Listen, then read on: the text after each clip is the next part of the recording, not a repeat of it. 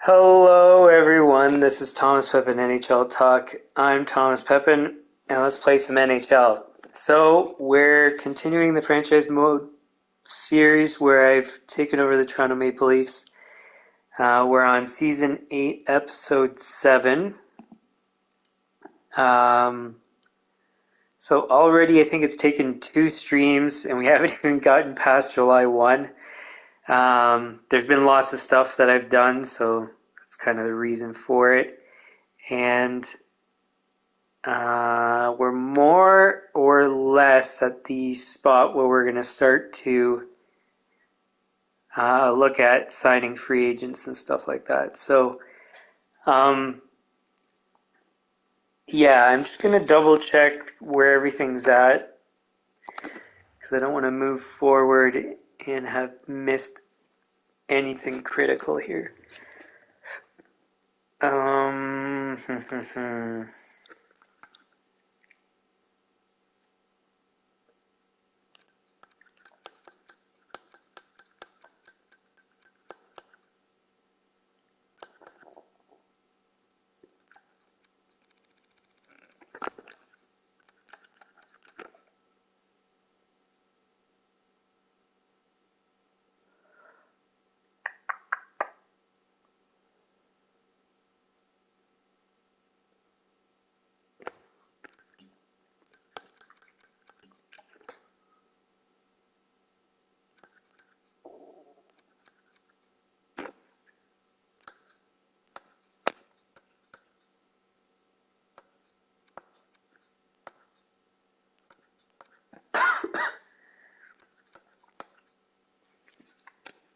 But yeah, that Cholowski guy we could be trading. I should do that before I move forward here.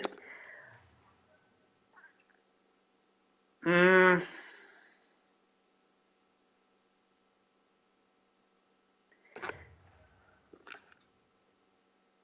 know what? Maybe not. Because he really fit in pretty well. So I don't know if we... It kind of depends on what's out there, really.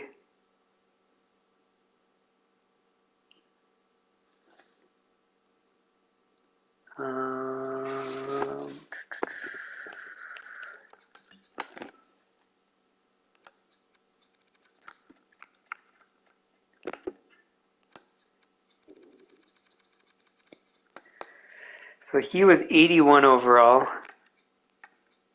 And the only way we're really going to... Actually, this would have been the smartest way to start. To decide on this. Basically, if there's going to be a better replacement at a lower cap hit. Or a similar cap hit.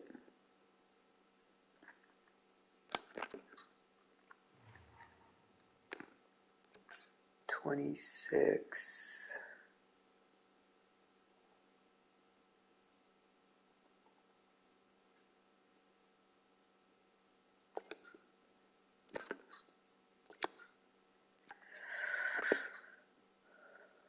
He said no.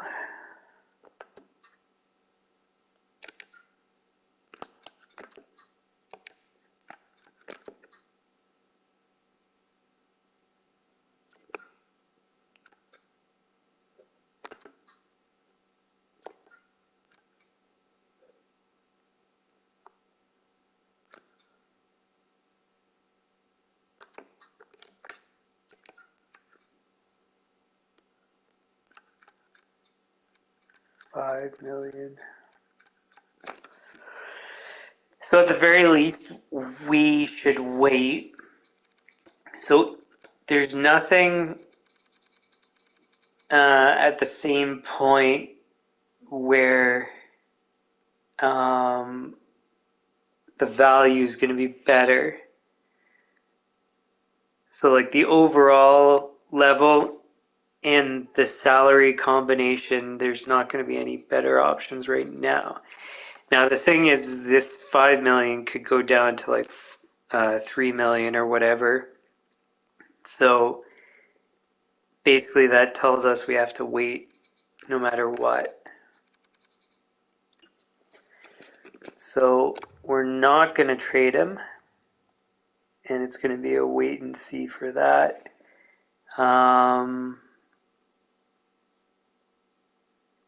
Ooh, I nearly forgot about this.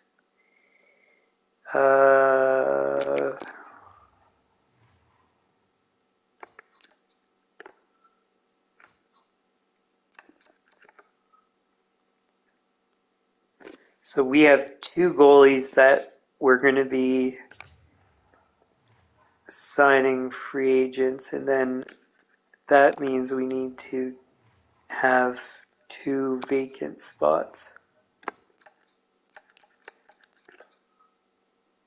1, 2, 3, 4, 5, 6. And I think 6 is the maximum we can have.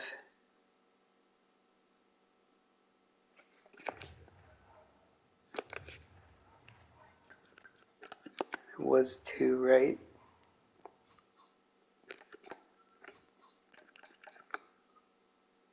One, 2, and then that's that guy we already have. So, so 2 of our goalies we need to get rid of.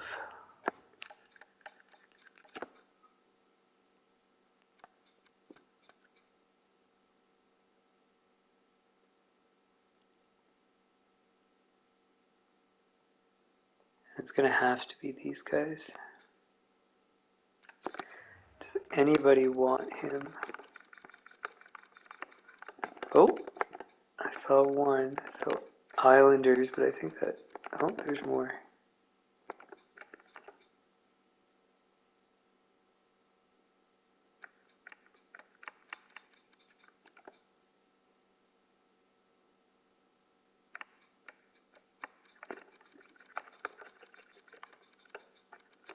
So it's going to be San Jose we're going to do. They're not in our conference. So these two goalies actually could develop into something good. In all likelihood, not. But still, it could happen. And we don't want to give it to somebody in our conference. So what we'll try to do here, I think what's going to make the most sense...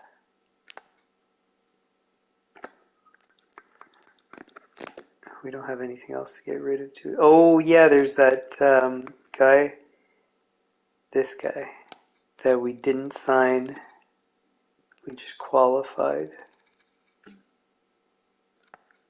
But we'll wait on that because they don't want him. So we'll try to use this to move up in picks. Can we turn this into a second? I don't think so, but maybe. Oh, they want to get rid of it, so this could work.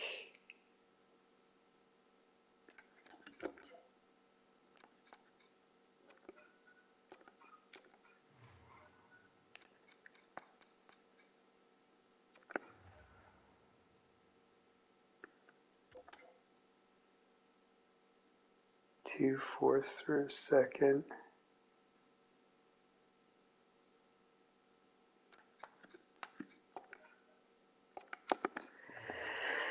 I know it wasn't what we were trying to get rid of, but I wanted to see at least if that would go through. There, sweet. That's a pretty decent result for us. And then this guy.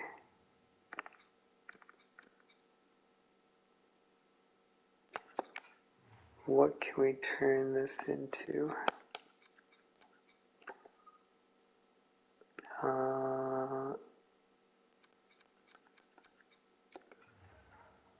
Maybe upgrade on seconds, because we're not going to be able to package to get a second. There is seller. Team's not that bad.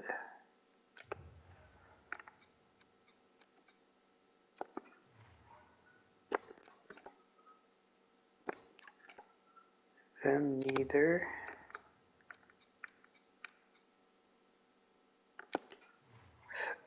I think these guys weren't bad either.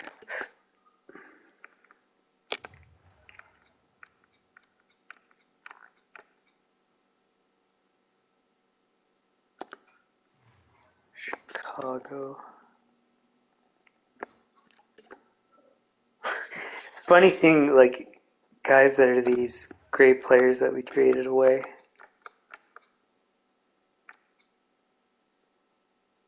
Florida's not a bad idea.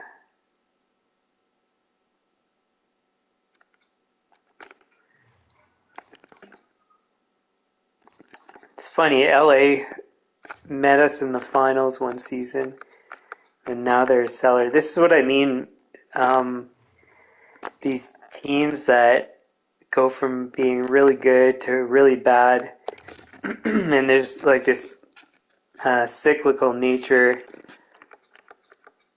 where you go up, you tank, you go up, you tank. And as far as I'm concerned, there's no excuse for it. Teams should not have to tank. This would be nice if we could pull it off. Ooh, maybe they might take that other guy.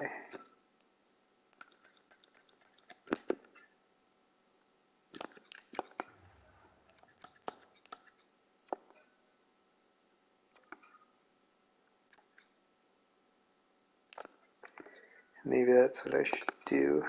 Is there somebody that would take all three? That'd be sweet. Doesn't seem like it. Philly's not a bad option.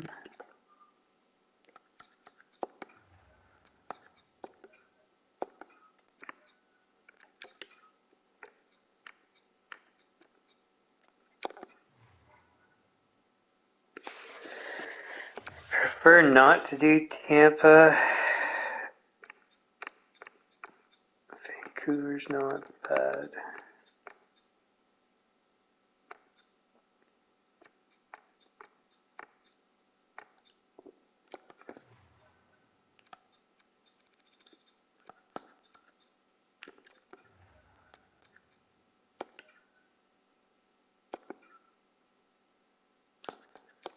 We don't have anything else to trade, I don't think.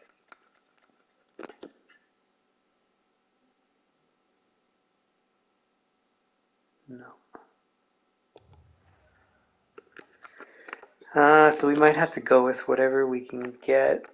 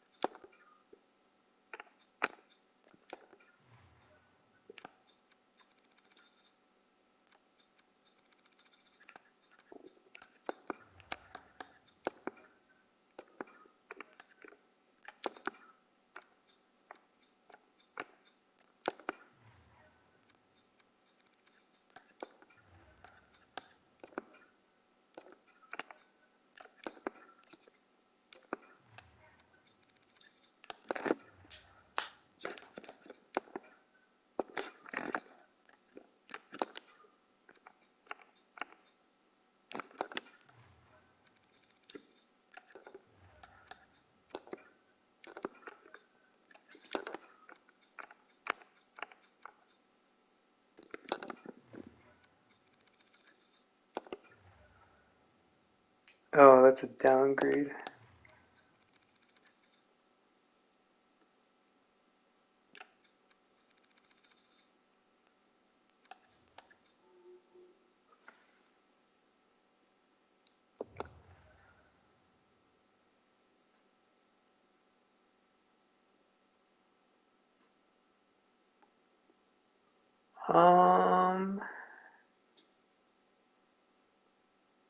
No, I don't think that'll work.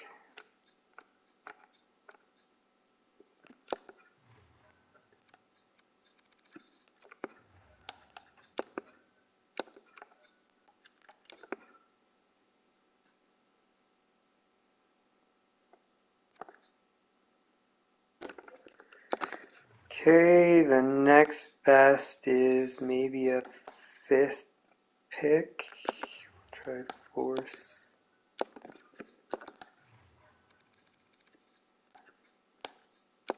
5th.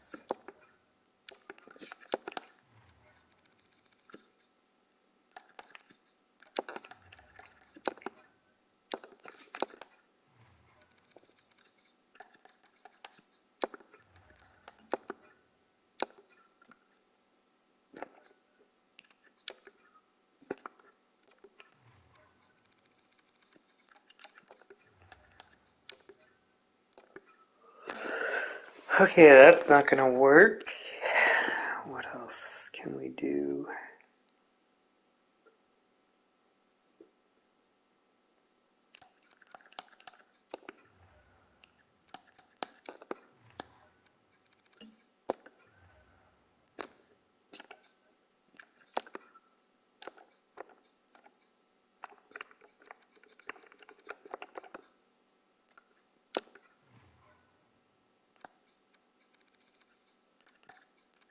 For a second. 4th.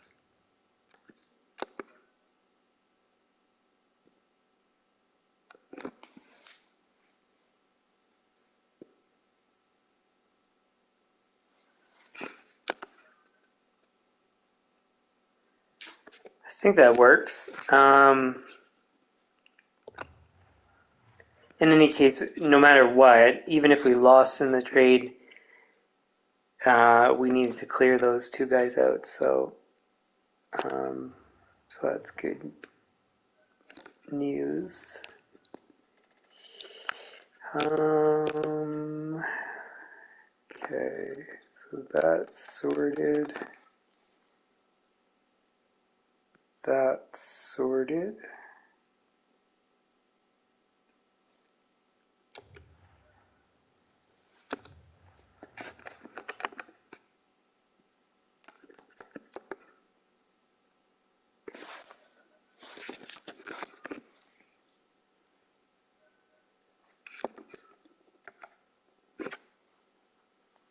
Okay, and then now we'll go back to the list.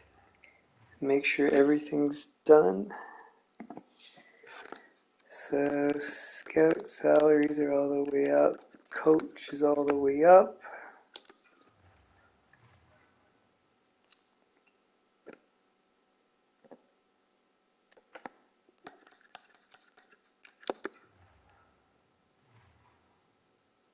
Trading block is done.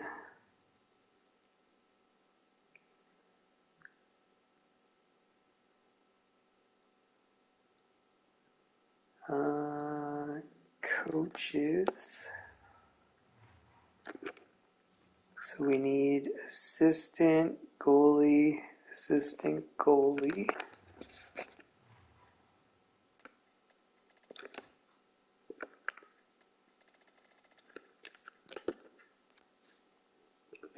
And I think in all the offers we did, that covers everything.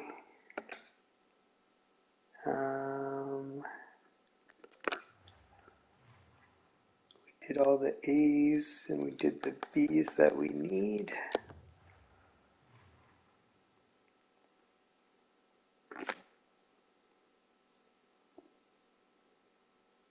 Coaches, scouts.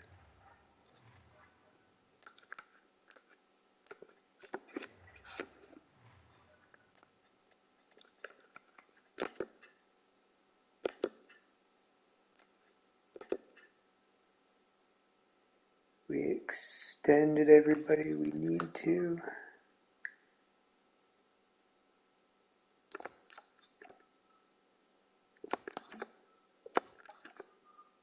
Offered everybody we need to.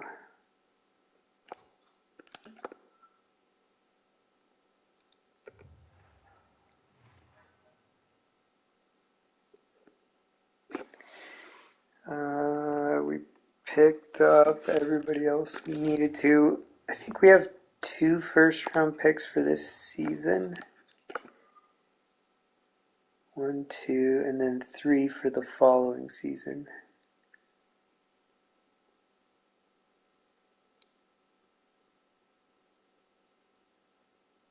I'm surprised how low the Florida picks are. I bet you anything that's going to increase.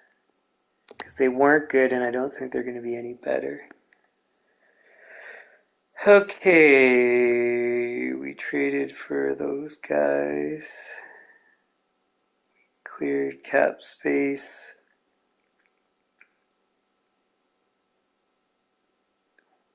We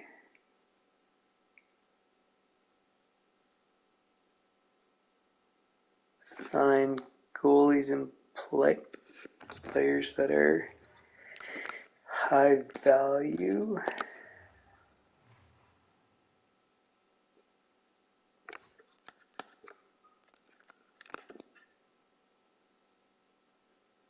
One,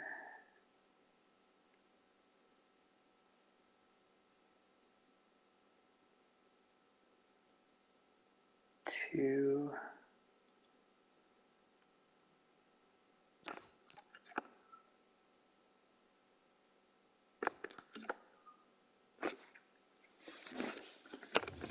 okay. So now we're going to have to balance trying to sign players at the same time as waiting for people to sign. Now, we're almost certainly going to be below the cap and not run into any cap issues and still have tons of space to sign players. But I don't want to do both simultaneously in the case that, let's say we just don't have enough money and then it rejects one of our signings for guys we're extending or that we traded for that are on no contract at the moment and have RFA status. So I just don't want to have it where it cancels out those offers or something, because then we'd have to trade the guy we just signed and it messes around with everything. So we could miss out on some players, but based on how long it typically takes for people to sign, I think we'll be okay. And we already have a good enough roster anyways, so if we miss out, it's not the end of the world. So I just want to check one last time about our situation here. So we got 1, 2, 3, 4, 5, 6, 7, 8, 9, 10. He goes to junior, and then we might be able to send Bernier back to junior. So that's 1, 2, 3, 4, 5, 6, 7, 8, 9, 10. Minus 1 potentially, so that's 9 or 10. Defense, we have 1, 2, 3, 4, 5, 6, 7. He goes to junior. And that's that. Okay.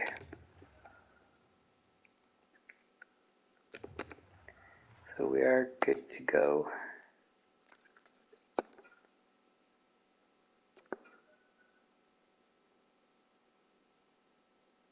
So that's our assistant coach secured.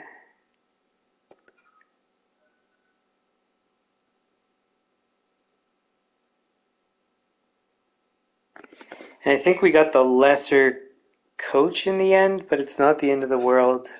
I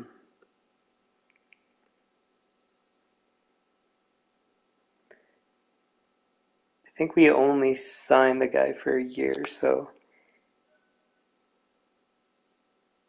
we have an AHL assistant coach for 8 years, which is great.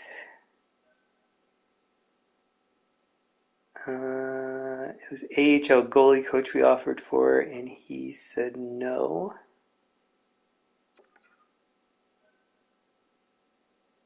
There's a scout, 2 scouts, 3 scouts. We'll save And then I'm going to go back and see what our situation is. Now that's the one thing for coaches when you're offering multiple guys at the same time. You might miss out on a better one. But so the big thing about this guy is teaching and coach influence for both A's and A's for special teams. Are those our priorities? Not necessarily. So offense, defense would be great. But where on the penalty kill especially is where we haven't been the best team. So I just like the idea of all those being A's. It kind of is a good mix of characteristics. Now, these guys, they're all good at a lot of other things. But see, for example, penalty kill B minus. We're missing out there. Power play is great. So we're gaining special teams skill. And he has lower coach influence, but good in other things. So basically, we're kind of improving on certain things that that are important to us. And then what was the guy we missed out on? Oh wait, coach's influence I think is going to be best.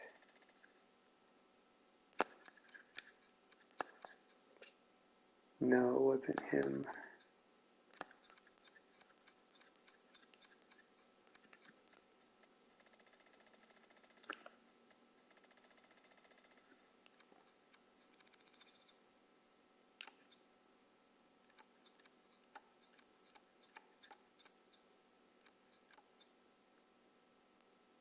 Wasn't Leighton. Maybe he got signed already, or was it that he was not good for coach influence?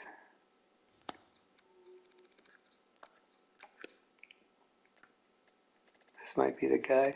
No.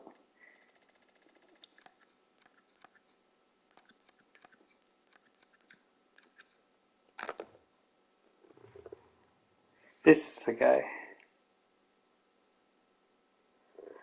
So we did miss out on stuff, but I think his team fits worse.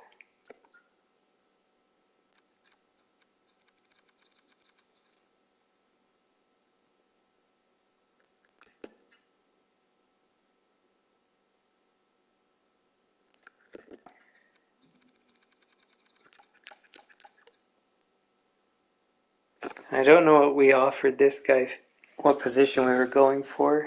I have a feeling it was NHL goalie coach.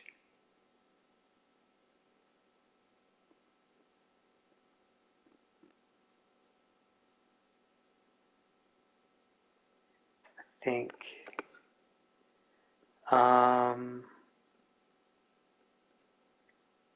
And on that note, actually, we should get our AHL goalie coach sorted out. So these guys are all D's.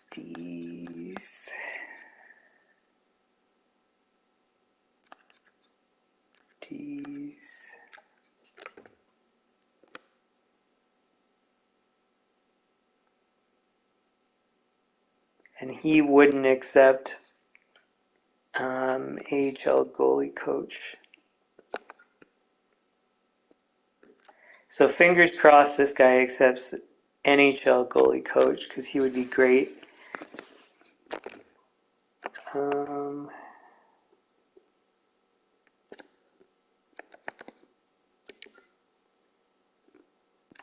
Yeah.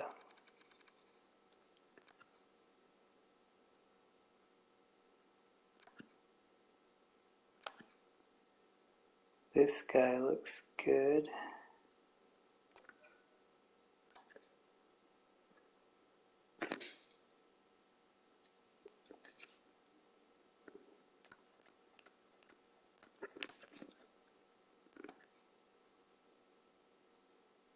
Oh, I should check.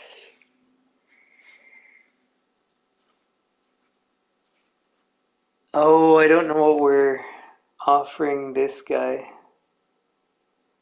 So maybe I should wait because I don't want to over offer on an AHL goalie coach. Yeah, we'll wait to see the results. Also, um,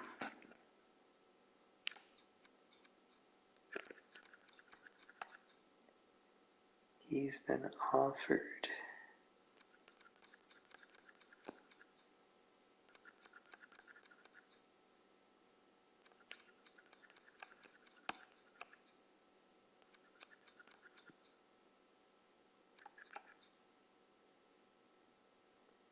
He's been offered.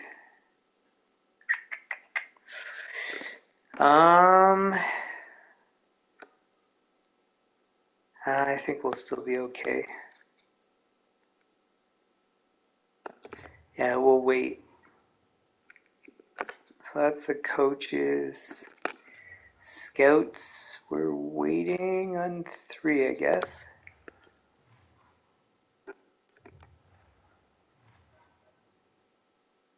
Okay, so coaches, scouts.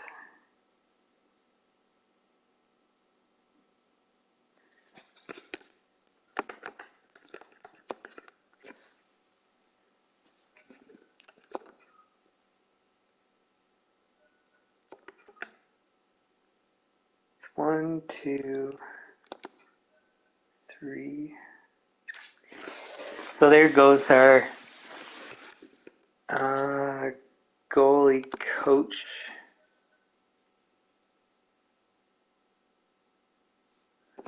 Then I think we already filled that spot.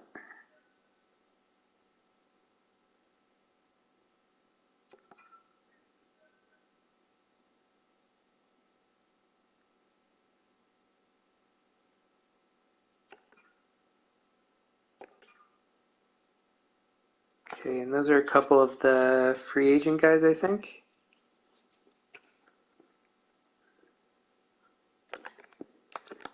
So we'll save that. And then now we're going to have to sort out those goalie coaches because we couldn't get the guys we wanted.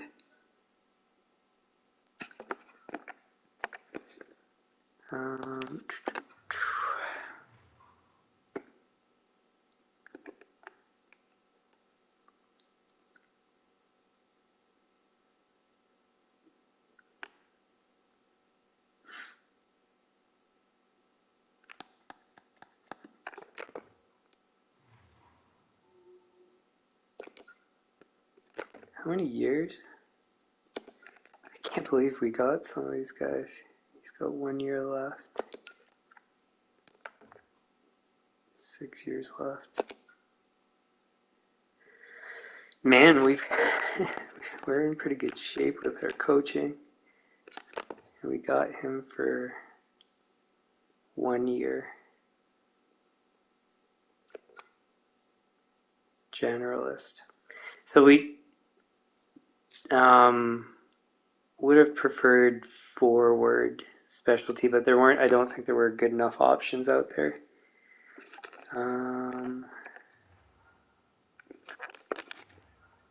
Scouts. There weren't any other Nordic that we could go for.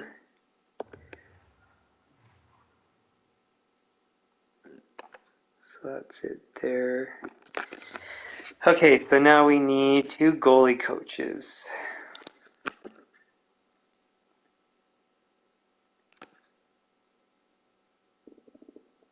D's.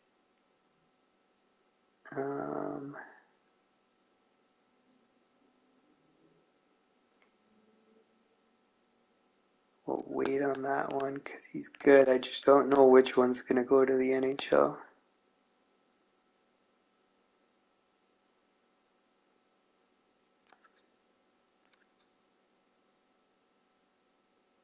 No.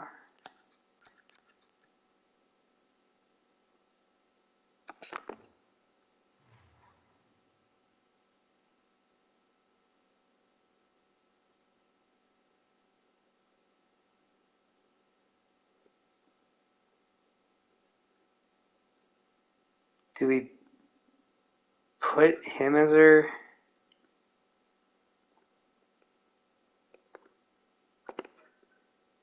guess.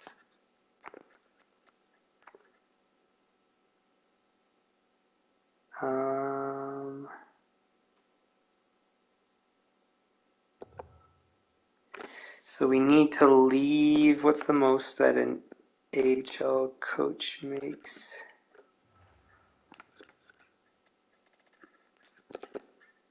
$759. I know, I'm pretty sure I checked this last time, but 759, wait. 11.785 minus 0.759 equals minus 9.354 equals 1.6 we can offer.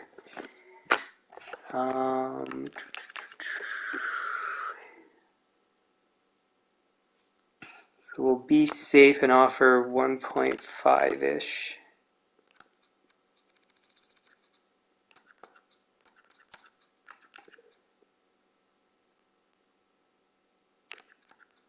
I don't think there was anybody else.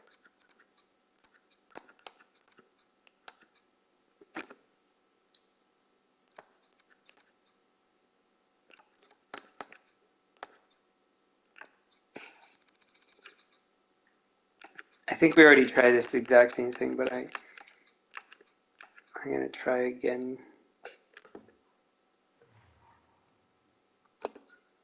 All the same. So, NHL goalie coach, 8 years.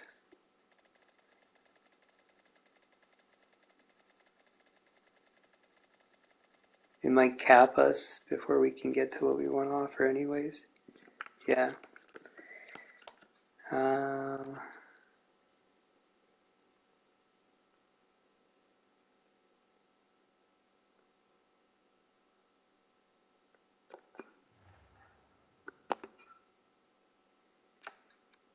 Okay, and then now we can basically go multiple guys for the AHL goalie coach, and then whoever we get, how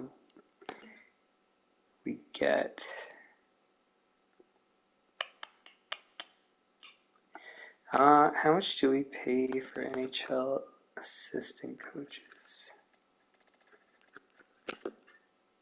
Pretty close.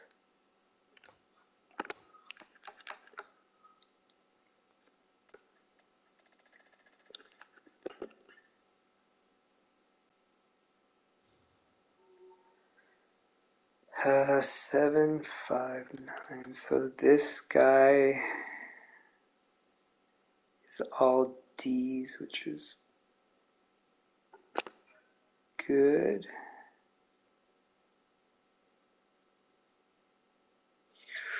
I don't know what we should do for term though.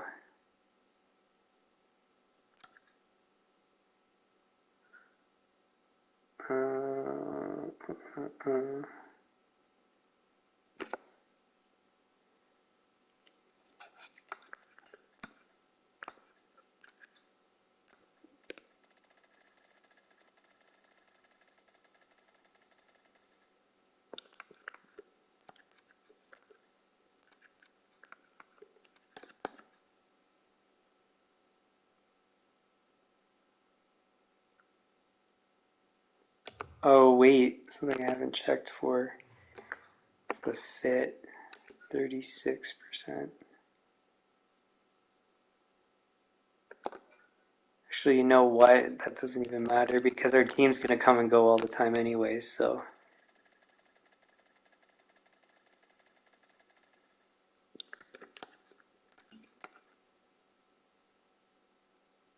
$580.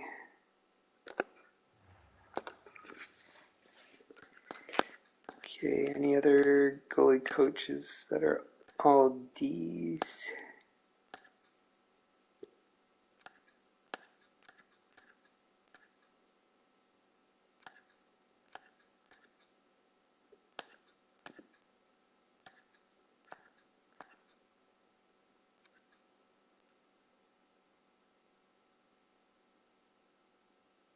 It's not bad.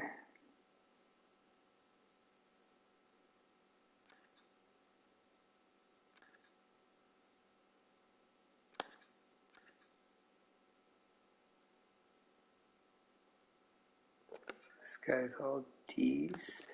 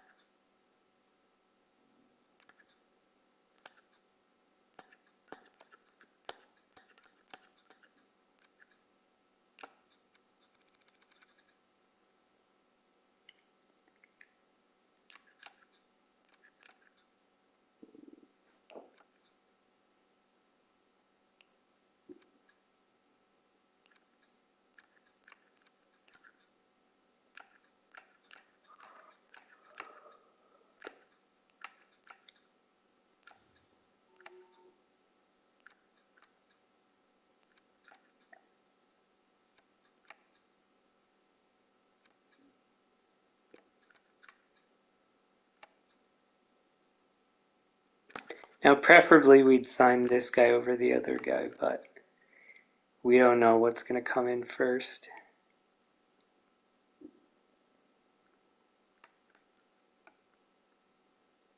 It's probably the guy that's already received an offer, but whatever. There's nothing we can do about that. Oh, well, there is, I guess. So what we could do is move him up to the NHL, and then before the other guy off or accepts, and then he could be AHL. So that's an option too. Now they'd be mixed up in terms of who would be better at what, but pretty close enough. Okay, so coaches are offered. We need just goalie coaches. Scouts are done. Still waiting on our extensions or contract offers.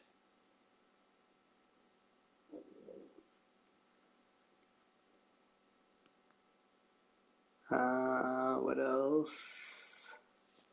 That's it.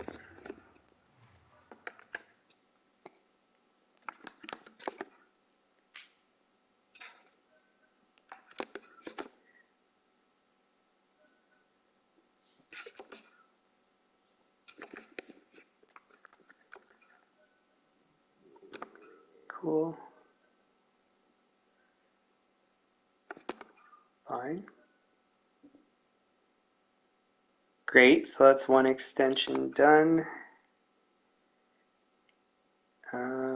One free agent. This is a guy we traded for, so another extension, which is really good. That's the goalie we traded and signed, which is very good news. RFA unsigned, traded for, accepted. Free agent. So now we have certainty, I think, across the board.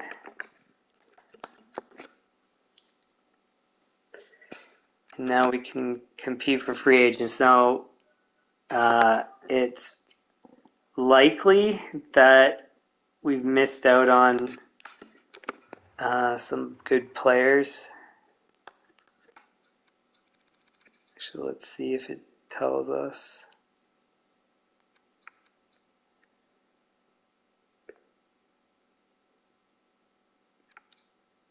No, so I don't think anybody's actually been signed. So we might have a shot at some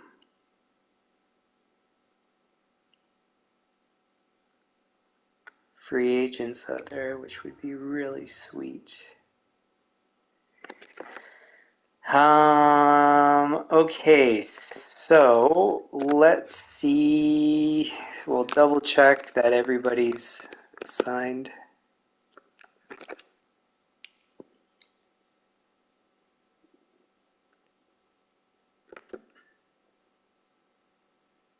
Oh, Pickarainen we're still waiting on. I think that's 6 million or something like that. Brings us to, so we'll have about 10 million.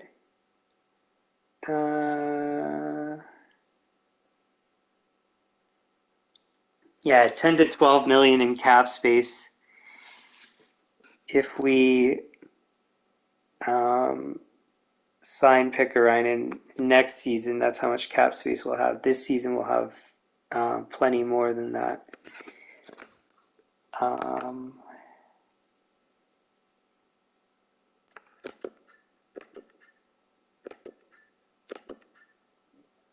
All those guys are signed. Nobody there. Nolan comes up.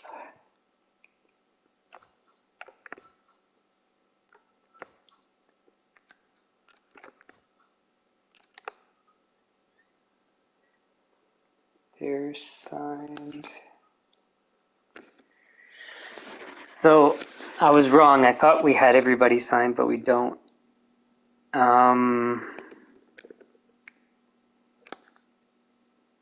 Pickarainen. I think it was 6 million, 6 or 7 million. 7 brings us to 91, which means we have about 11 million. So we can technically sign free agents up to our cap this season. The problem is next season we would need it to be within 11 million, I think is what the math turns out being. But yeah, just one sec here.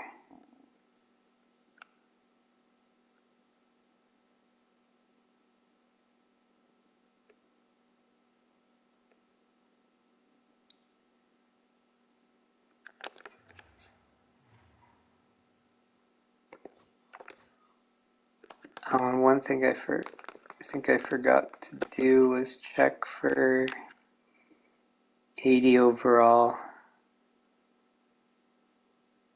two-way contracts, but that's okay. Now, what do we do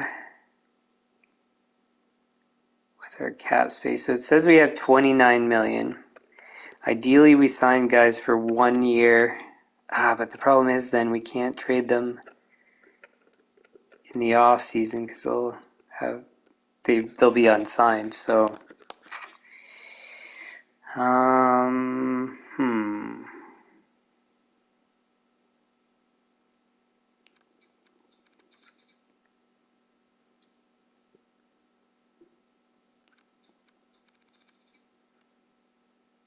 Look at all those RFAs. There's tons.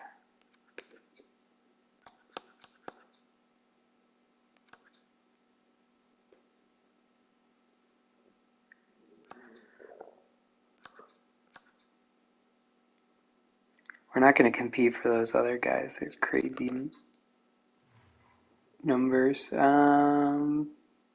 55 points. I don't know if I want that anyways. No.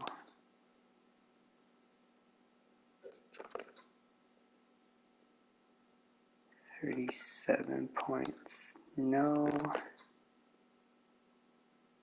42.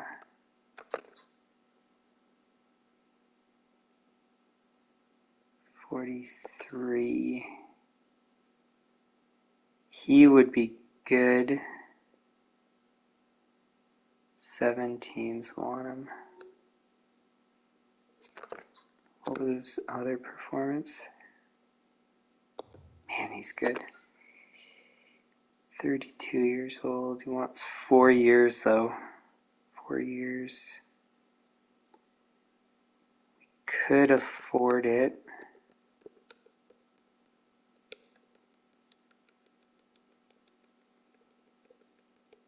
He's going to eat up a lot of the cap space. That one's tough. So Thompson, maybe. Francesco Pinelli.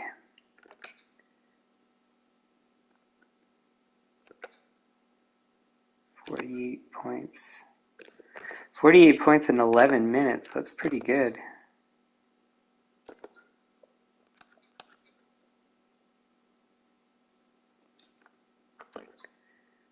Lundstrom. See, this is the thing is, so, like, this contract is super cheap. We could get, like,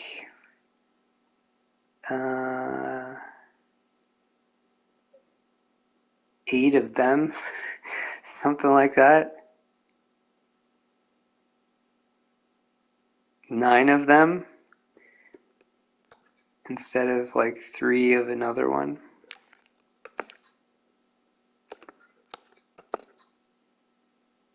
50, 63 points. Doesn't fit, though.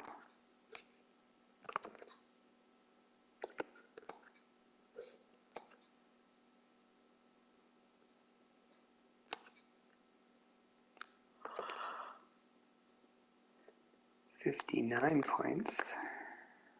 Bottom 6. Works on the penalty kill.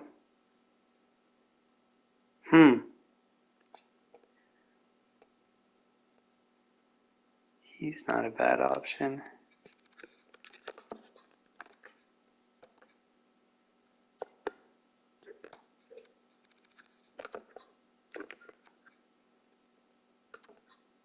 But he's expensive for what you're getting. 62 points.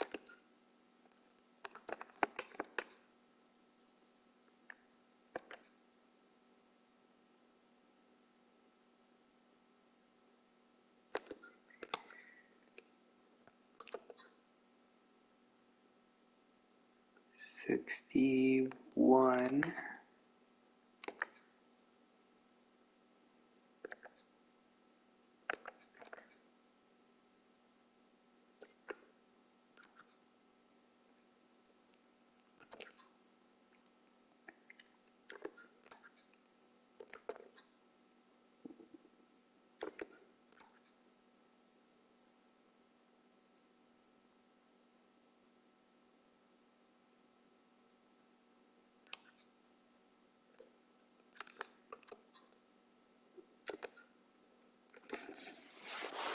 Hmm.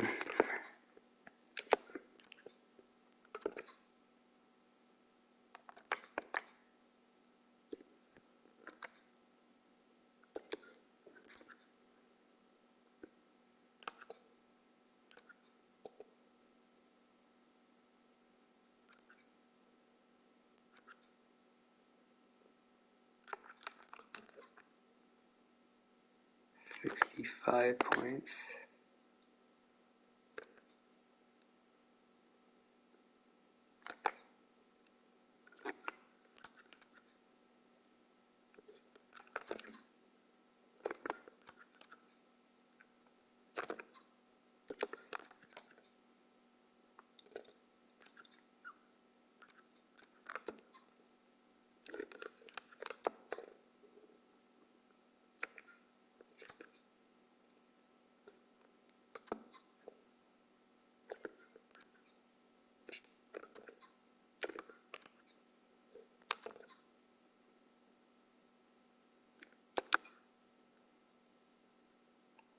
We had him before and he clearly didn't fit that well.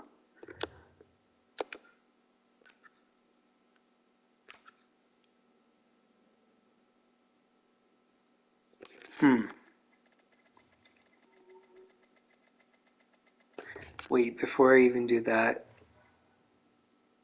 Let's see if we can see.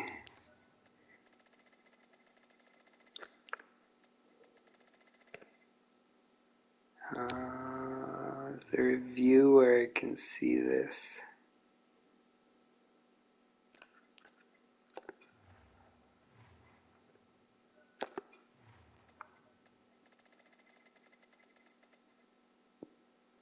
I guess not.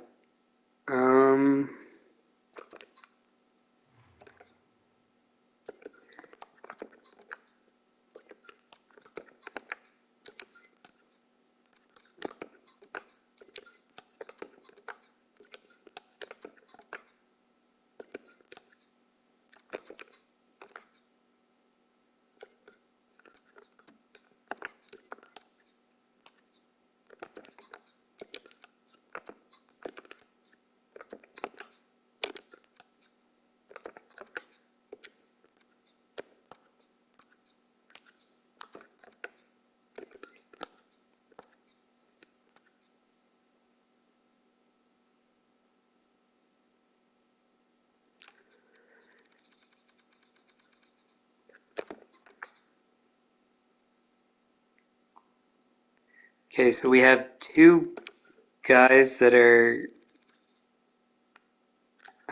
especially good for the penalty kill, I think. Or seems like it. Man, look at his puck skills.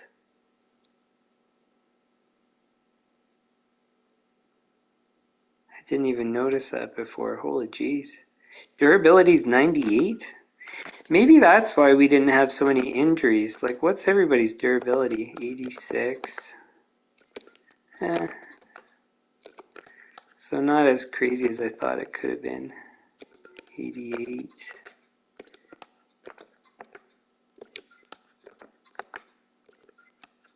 So all pretty standard. 98's crazy though.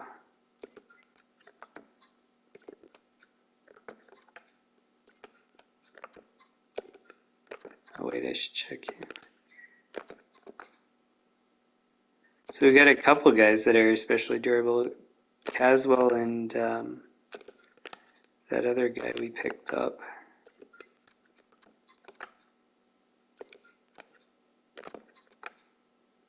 He's pretty durable.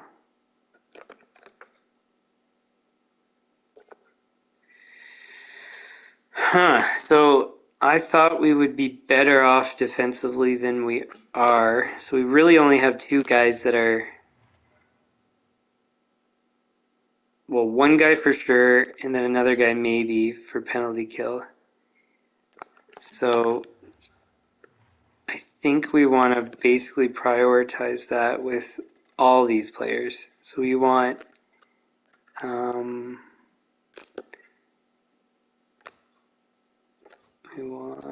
forwards only.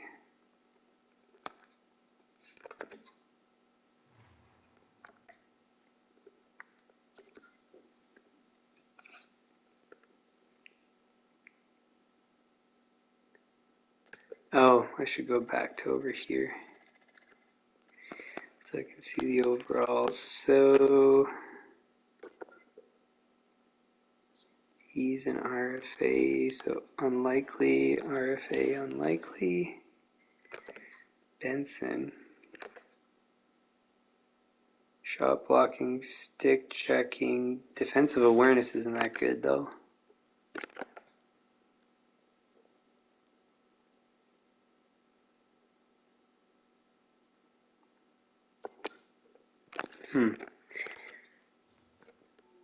Slavkovsky.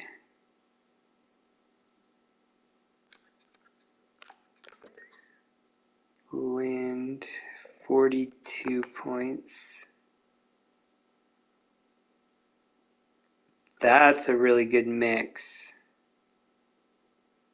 But it says he doesn't fit on our, because he should have shown up on our penalty kill fit.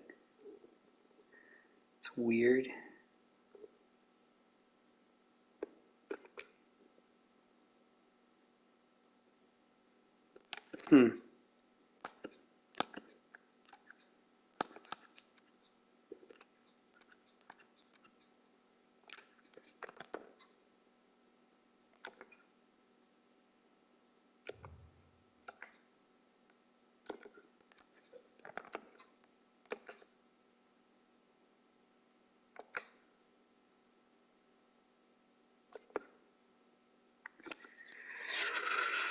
like him.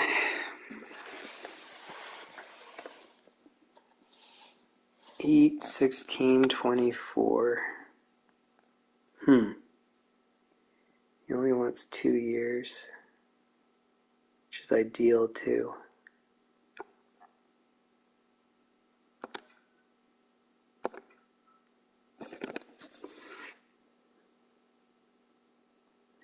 Uh, 7.975 times 1.1 or 1.2, because I don't really want to overpay for him. 8, 16, 24, 9, 18, 27. How much space do we have? 29. So we could do it as much as 9 per player. I guess 1.2. Oh, well, that puts us over 9. 0.1. 1.15.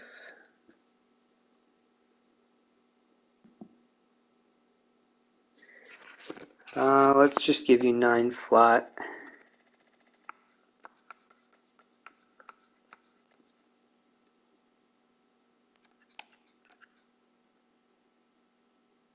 Two years, yeah.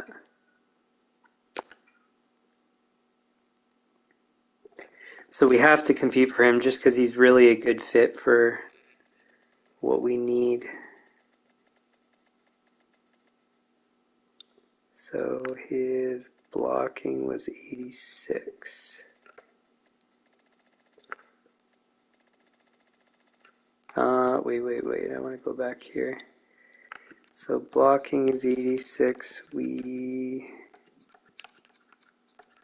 want 85 or better, probably.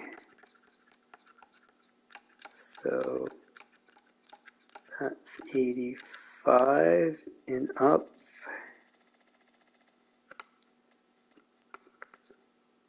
80 overall.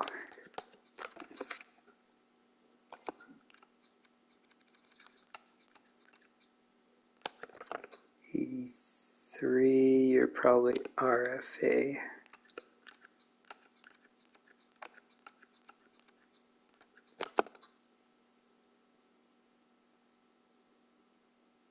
$59 points, that's not bad. Forward line 2, penalty killing lines. So Krebs, will write him down.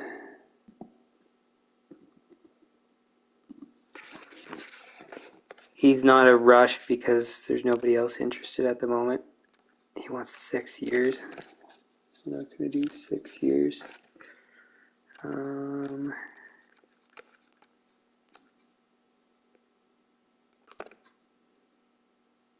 65 points. Apparently doesn't fit though. 40 points. Doesn't fit?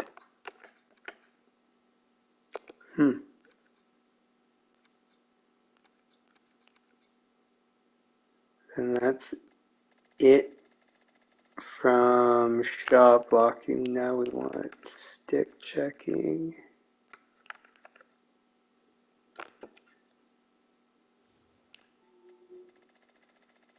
Oh, and I want to go from... No, wait. We'll start this way. Sullivan, no. Krebs is still up there. Reedy.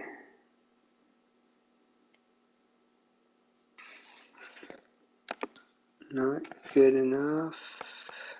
Rudy, no.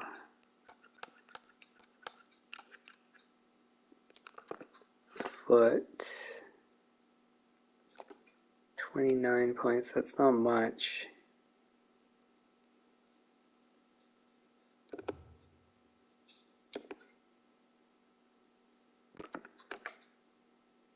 His defensive awareness is garbage, so no.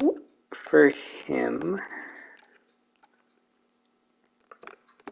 Still can't believe these guys don't fit.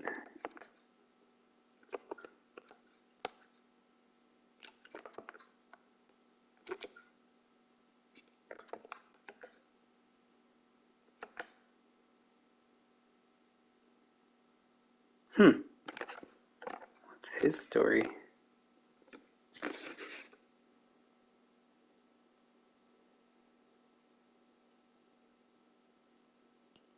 He'd be a good 13th forward.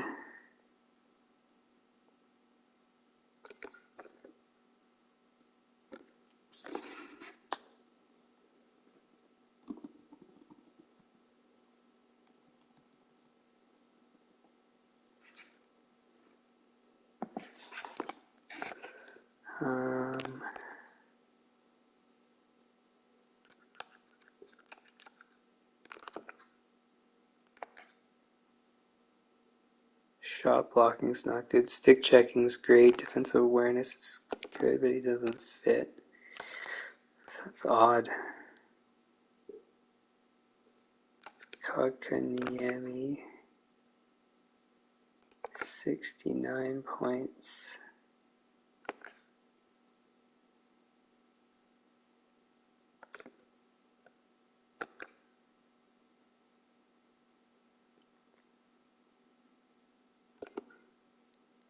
He wants 4 years.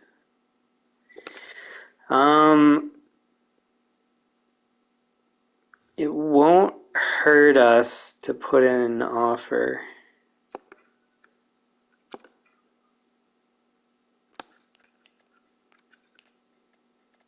Do 2 years at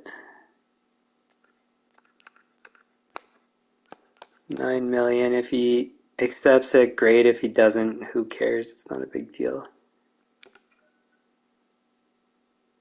He's going to get back to us quick.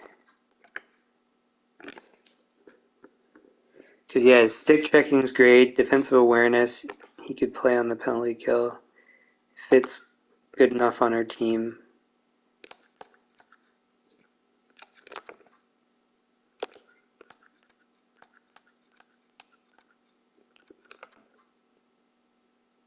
Zion Nybeck.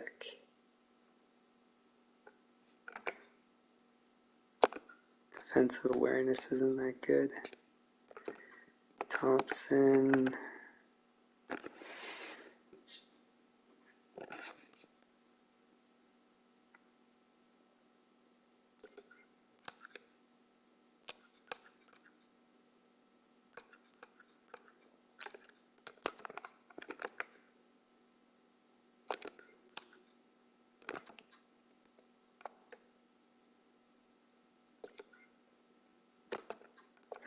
Who's this?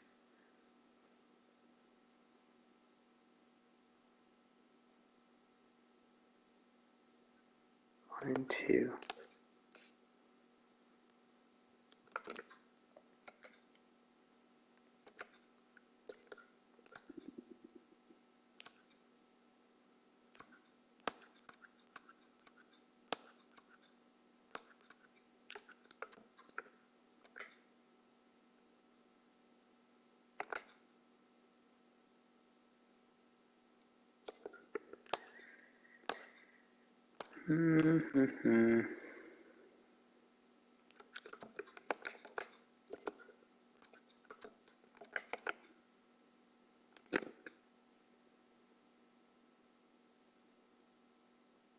Man, his defensive awareness is good.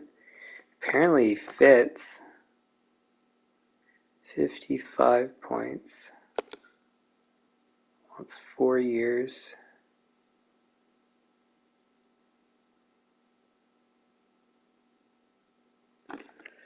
Hmm.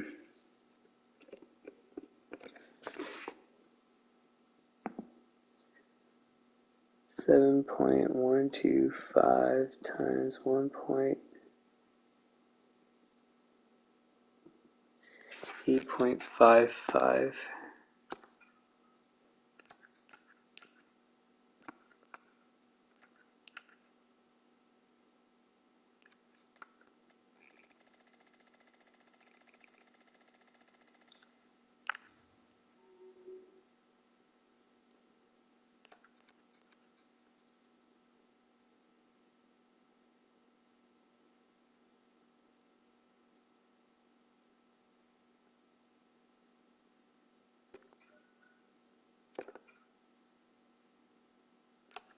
cool. Like his shot blocking's not the best. Face-offs are decent. Defensive awareness is great. So he would be a perfect. It's funny we have this guy slotted for a fourth line, but it would work. What else do we got out here?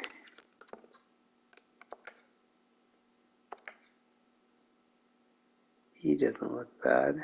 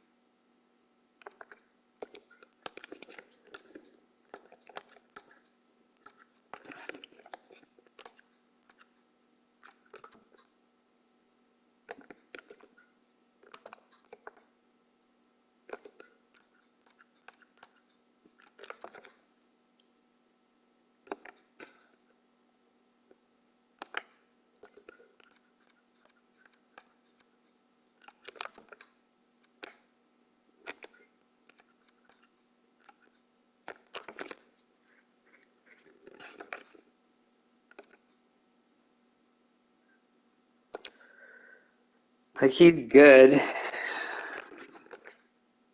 Just the defensive awareness isn't ideal. We'd have better guys to play ahead of him.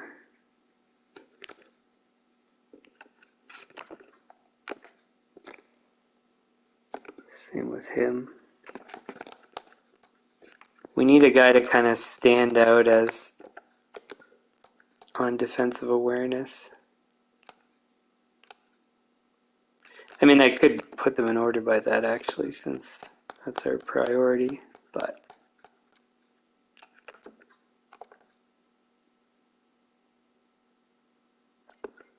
down to 87 for stick checking.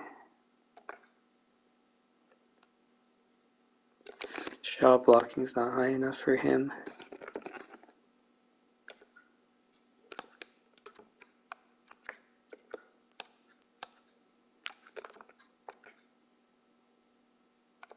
He's not bad.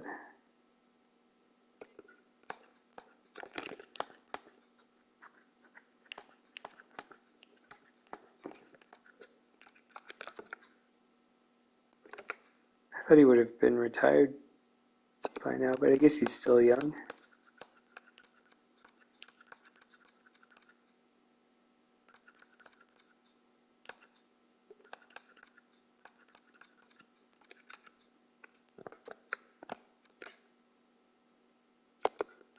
Shot blocking's no good. Not quite good enough.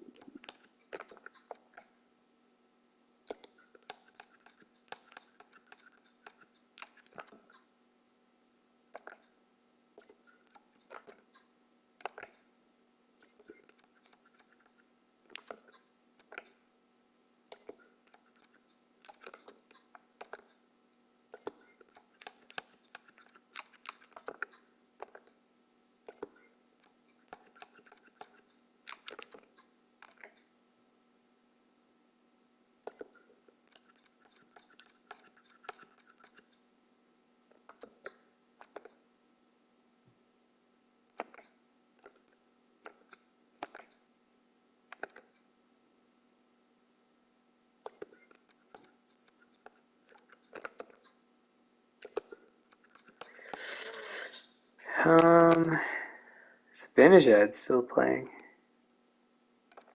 56 points.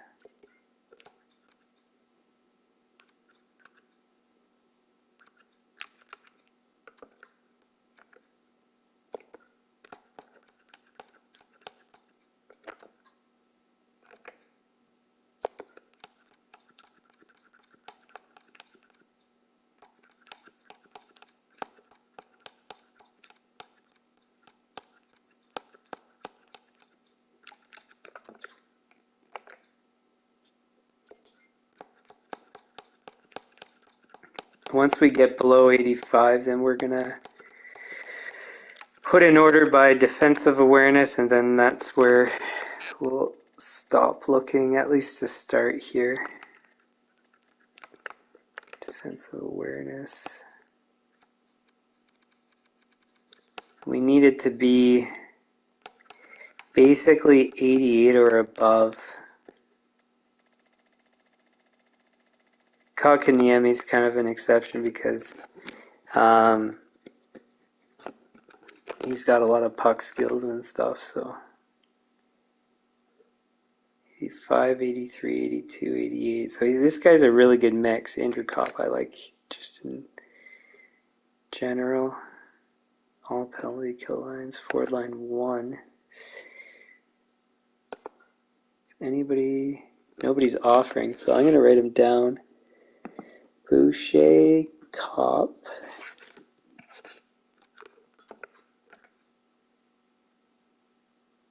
Not bad, but not ideal. Again, not bad. So basically, we need the guy to be better than our current options.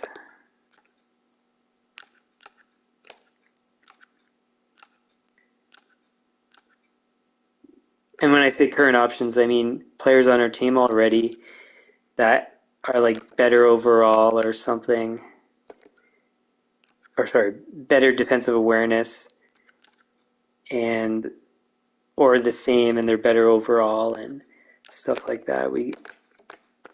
It just doesn't make sense to pick up a guy that's essentially equal when we could play a better skilled guy that could maybe even score penalty kill points and stuff. So that is it. So we've got a list of 2 guys for our 13th forward, Boucher and Kopp, and then Krebs we could already offer.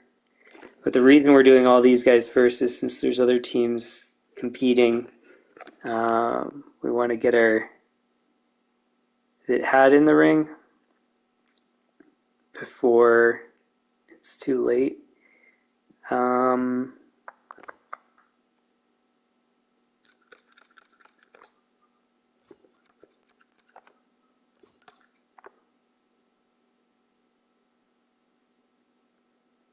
if we can get all 3, that'd be pretty ideal.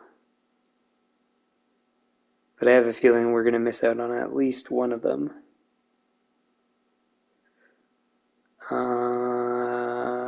2 of them we have a shot at. So McTavish and Lindblom we actually might get. I'd say in all likelihood we will.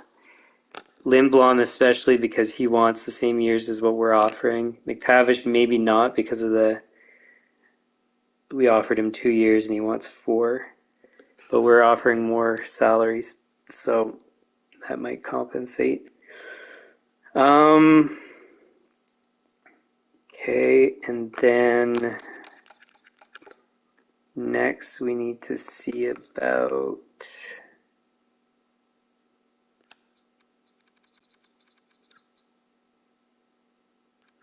where does Krebs sit? So let's do this.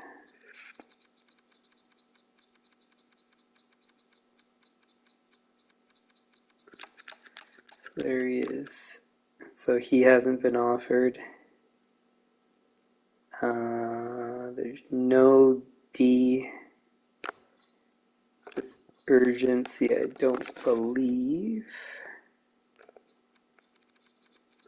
It would only be if they're 80 something overall, like 82 plus, or 81 at a lower salary, and there's not. I mean, there is, but they're not as good, really.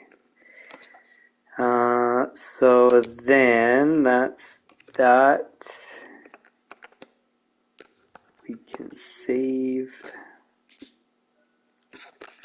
Now I almost don't want all those 3 guys to sign that we offered of the main guys. And the reason is so that we don't spend so much on our cap, because other guys that we're going to be targeting are going to be cheaper. So yeah. And let me just make sure I didn't forget anything.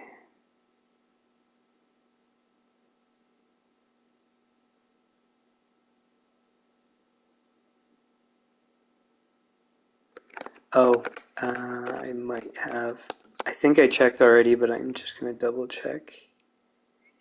So we want 2-way 80 or above, and the answer is no.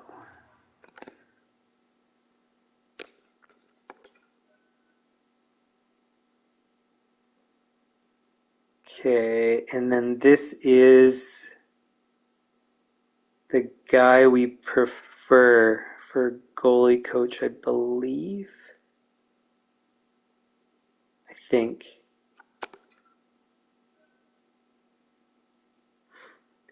Well, that's good news. I had a feeling he would accept, but I wasn't sure, so that's great. That's good news. I'm okay with losing him.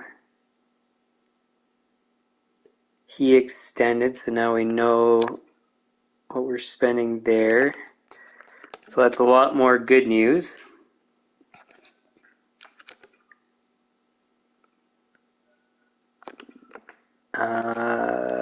Now, one thing I want to check is this goalie coach the one we wanted? It is. So that's great news. So if we don't get that ideal guy for NHL goalie coach, which I don't think we will because I think we offered the exact same thing before, then we'll bump this guy up to NHL goalie coach. And why is he neutral? We just hired him. Yeah, and then we'll sign a guy to replace the AHL goalie coach. I mean, we don't really want this guy to be NHL goalie coach because we'd want some better skills and stuff, but he's kind of the best you're going to get for a goalie coach, really. And in the future, what we could do is always move him down to, so if we have to move him up, we can move him down if we can sign a better goalie coach, and then if those offers fall through, then we move him back up again. So at least, so he's locked up for 8 years. We basically got our AHL coaching lined up for 8 years, except for this guy, which I don't know what the plan is with him.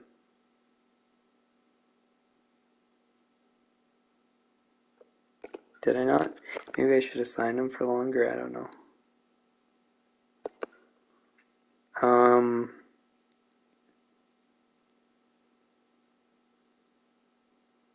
Anyways. Okay, so coach is good. We've got McTavish. I wanted to check our contract situation now. So we signed what's his face to how much? 7.2 is what we're spending, so that's a lot. So we're because we have McTavish now. So we only have $2 million in cap space next season. Now that we have McTavish. Ooh, what do we do now then? Because we can't actually afford the other guy we offered. We can't afford anybody, is the actual truth. Hmm.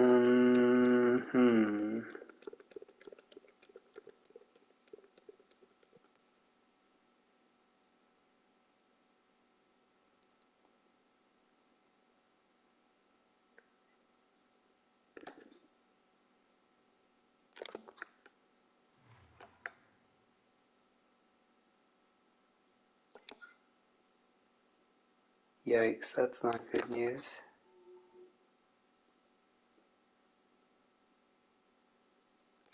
$55 points. We really do want that guy, so we need to clear $9 million in cap space. Can we even do that? I don't think we can.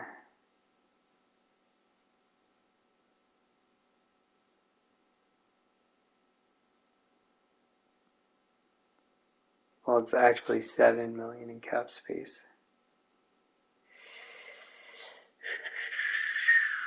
What do we do?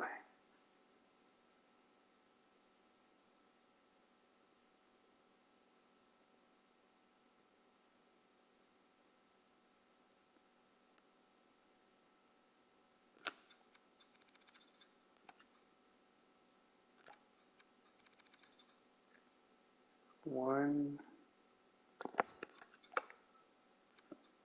2, 3, 4, 5, 6, 7, 8,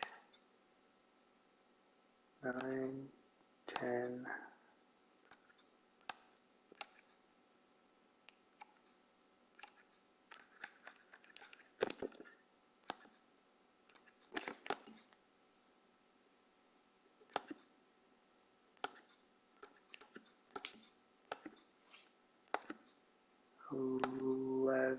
So we have 10,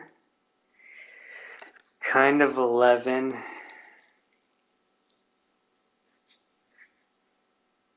Hmm.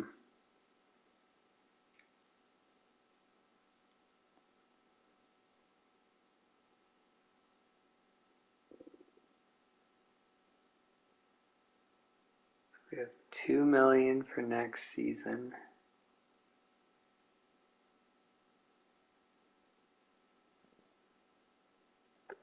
Ugh, I don't think we can clear out enough. 1, 2, 3, 4, 5, 6.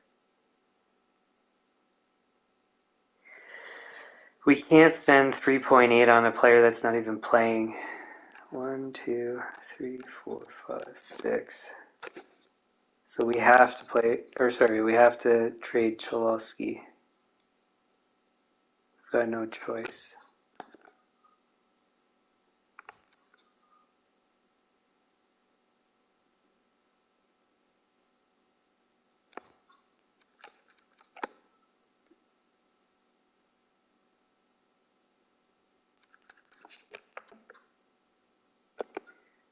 Tavish is 87.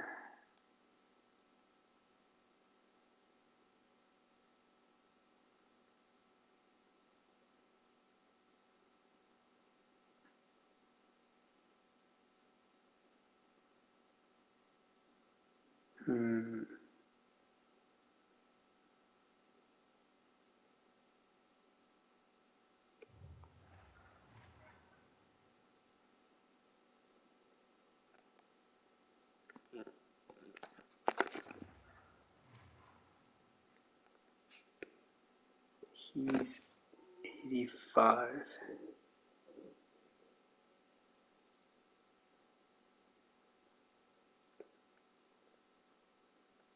Did we really offer him 9 million? I guess so.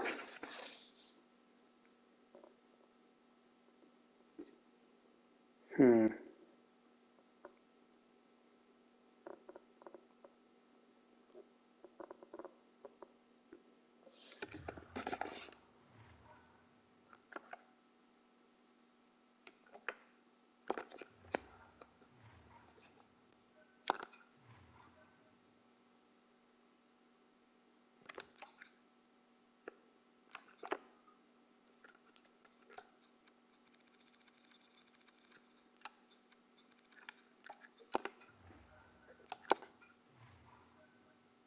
Well, it's too bad, Cholsky. We liked you, but we can't afford you anymore. What do we trade for? You and a fourth for a second somewhere?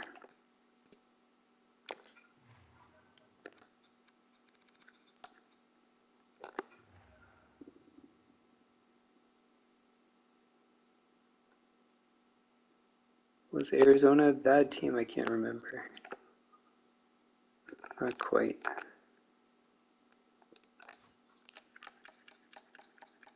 I know Pittsburgh is.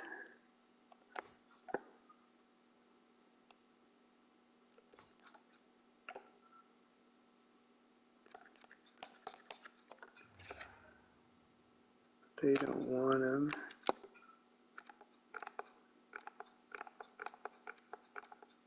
It's another bad team. Oh, Calgary. Oh, well, next season it is going to be good. It's just that, you know what?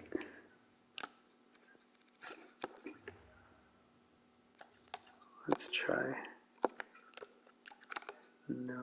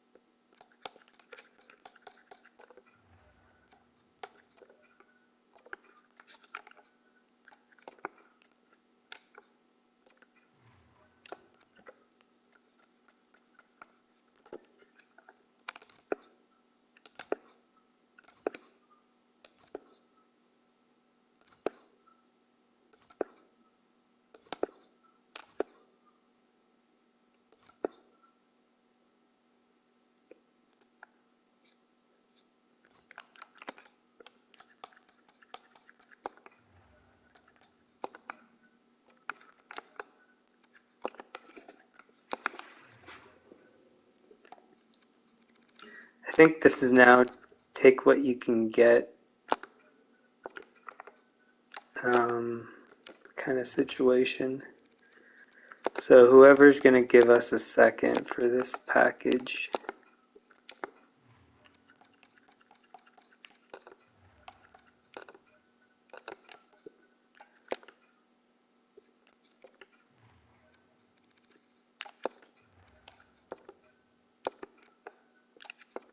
Which the answer might be nobody, but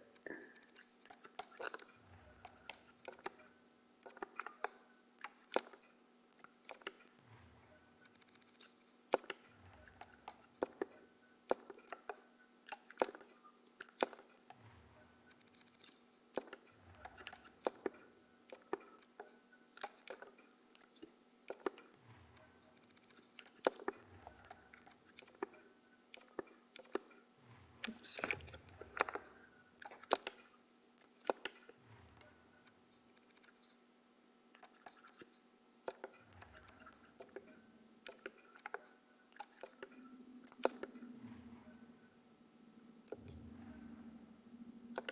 Maybe another way to do this is search by this.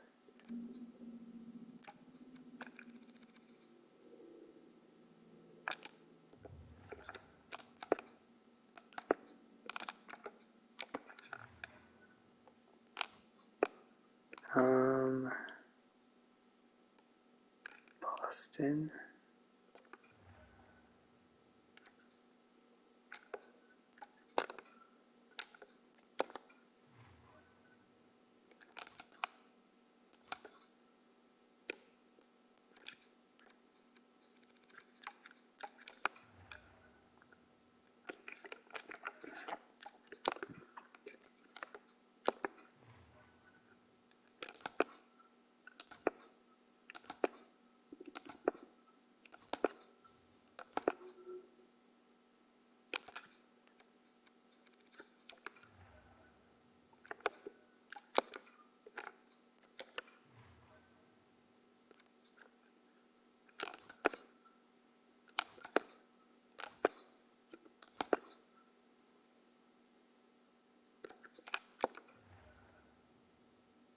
They do want both.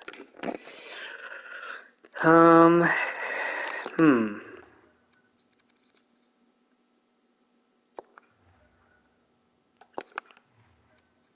we get a second and a third? Let's just wait. I don't think there's going to be anybody else that lines up like they do. No. So San Jose is the only team that lines up perfectly with a second round pick for what we've got, where it's likely to go through. We're going to try to squeeze out some more. So that's actually ideal. We don't really want the second pick to be in this season, but we can always move that at some point. Okay. Let's save that.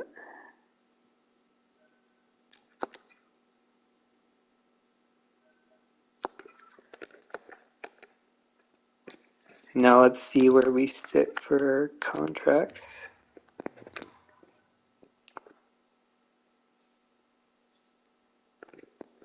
So that leaves us about $6 million next season.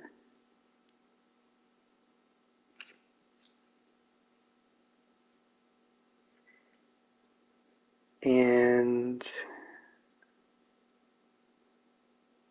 $14 million this season. We might be stuck signing one guy for only 1 year.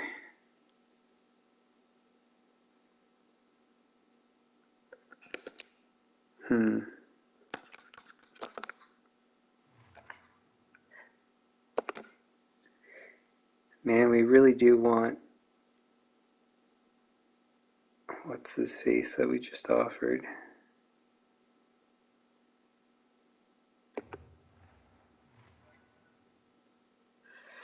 What did we offer?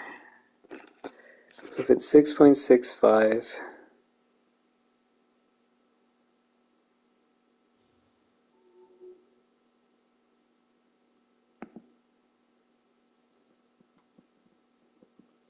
times 1.2...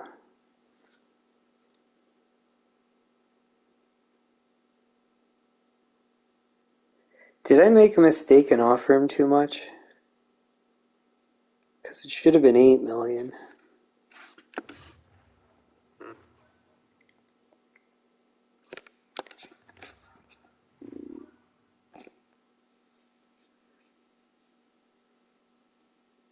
$8 million still doesn't fit though.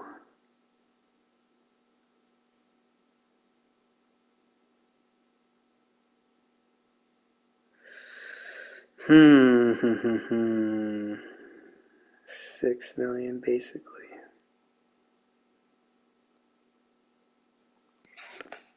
Do we have too many players assigned here? 1, 2, 3, 4, 5, 6, 7, 8, 9, 10, 11, 12.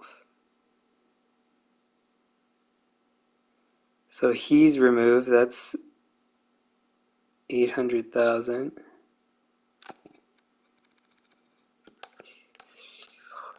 6, 7, 8, 9, 10, 11, 12, 13. So that's actually 1.8 removed.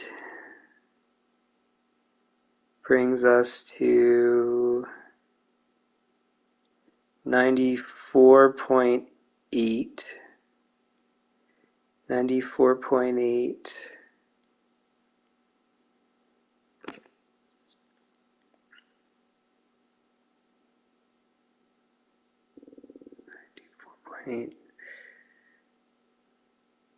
That's almost 8 million.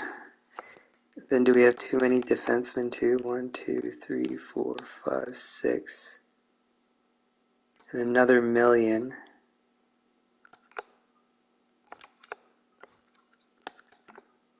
Ooh, it might be close. So it's 1.8 or 2.8. So 96 minus 2 is 94. 94.6 minus 8 is 93.8. 93.8 minus 102 is 8.2. So it depends on what we offered him. I think we offered him 8 million on the dot. It could have been 9 and I made a mistake. I don't know which of the two is the case.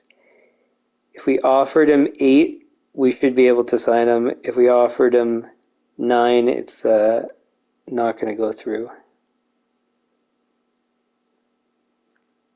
And the problem with even the 8 is we can't carry any extra players, let alone our third goalie.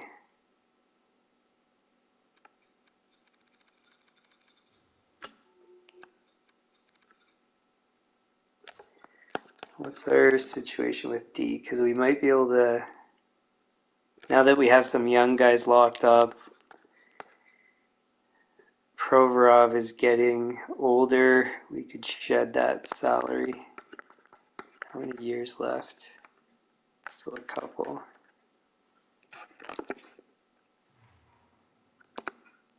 $38 points.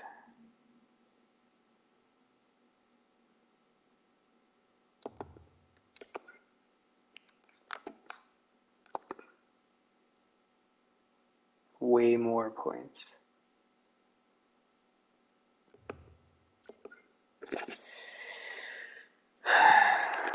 Kivaharu.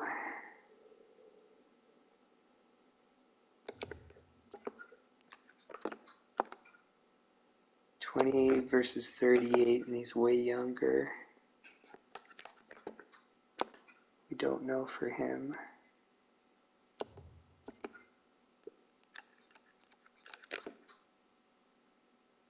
$21, way younger.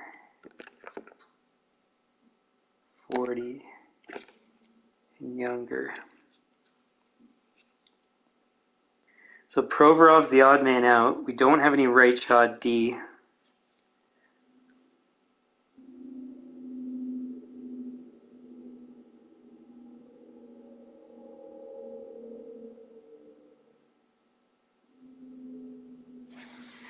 We could move out his salary.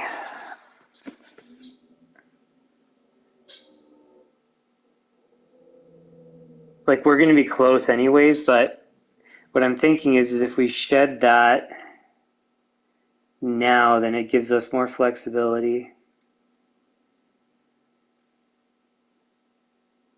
where we can get the next guy and the third guy on our fourth line.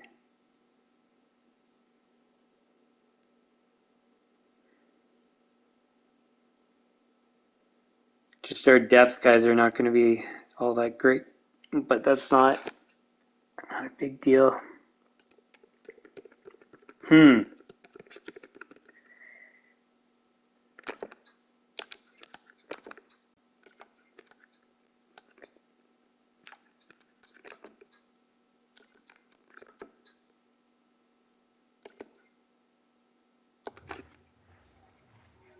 Let's see what's out there.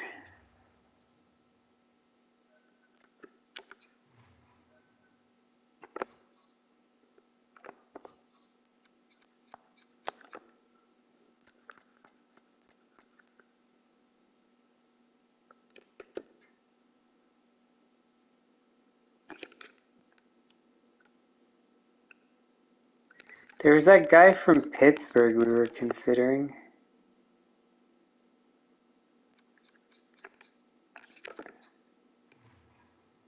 Shoots left, but he plays left and right D. 24,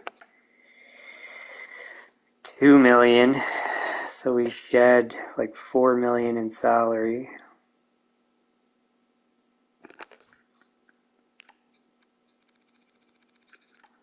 Let's look through, because I know we can do this. It's just if we're going to be sacrificing too much, like in terms of defensive performance. McGuire is a defensive D, if I'm not mistaken. Sub's not good enough.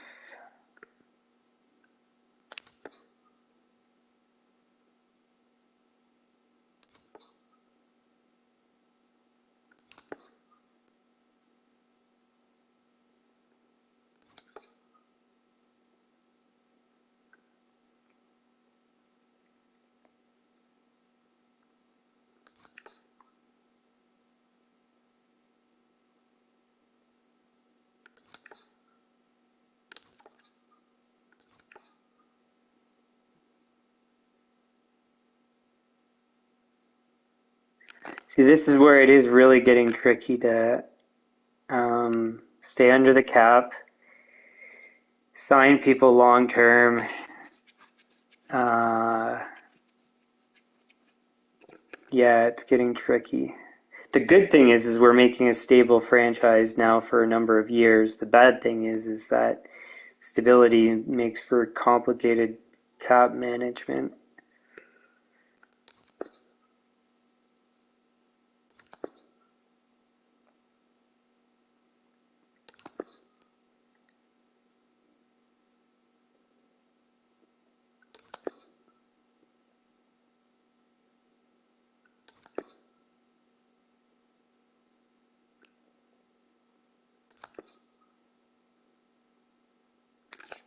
Who's this? Nope. Man, LA's D is brutal.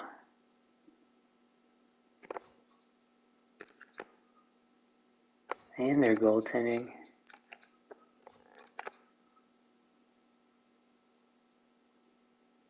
It's all in their forwards, yikes. Anyways, that's not what we're working on, but it's still relevant because maybe as a first round pick target. Who's this?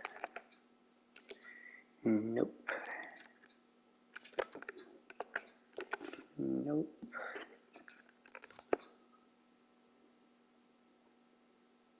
I think that Takashi guy's asking for too much. No, there's so many defensive defensemen that have been computer generated, but or system generated, whatever you want to say. But no, like offensive and two-way is pretty rare. Grillo we just got rid of.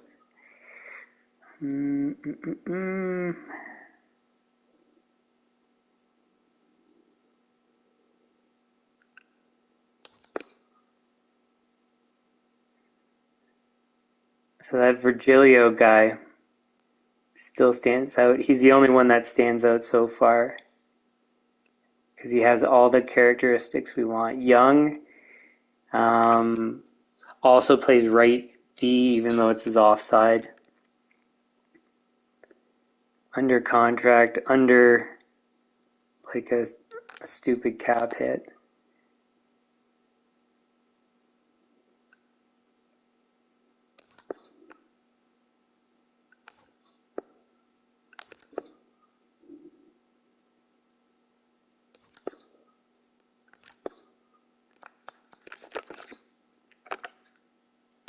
Two-way. 19. He hasn't played yet.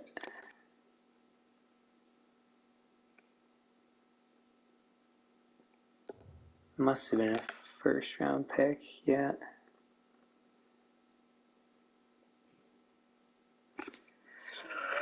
We could pull him in and play him.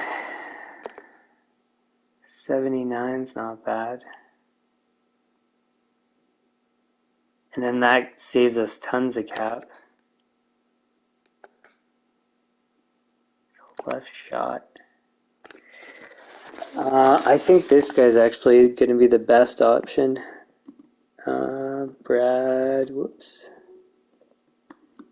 Bradley from St. Louis. And on that note, I haven't been looking underneath 80 overall, so maybe I'll go back and just double check. Because I could have missed somebody. And this guy, for the difference in overall, and this guy has X factor things, lower cap hit, there's a number of things that are better with him.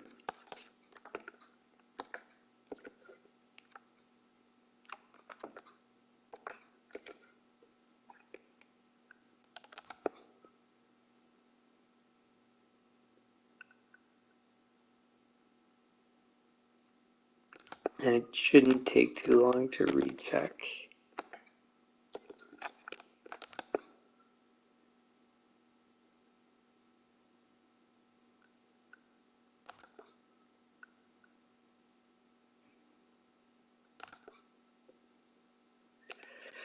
Okay, so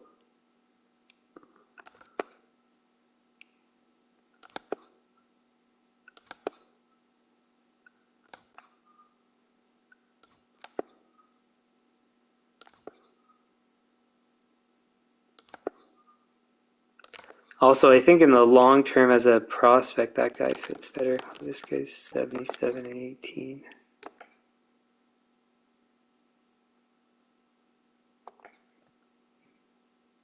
I didn't check his fit, though.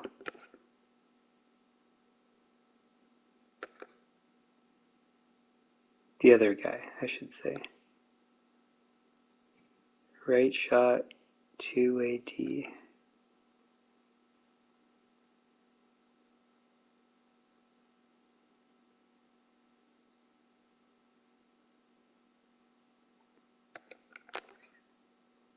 It's OHL 2.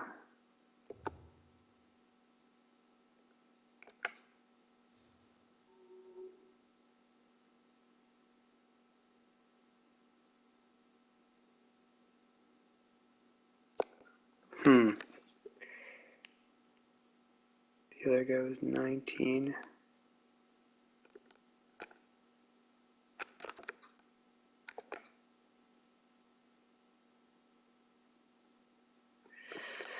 Still think the other guy's better. More X factor things, poise is higher, development's higher, age is higher is the negative that comes with that, but in any case, we at least know that other guy exists, and we can keep it in the back of our mind as we go through.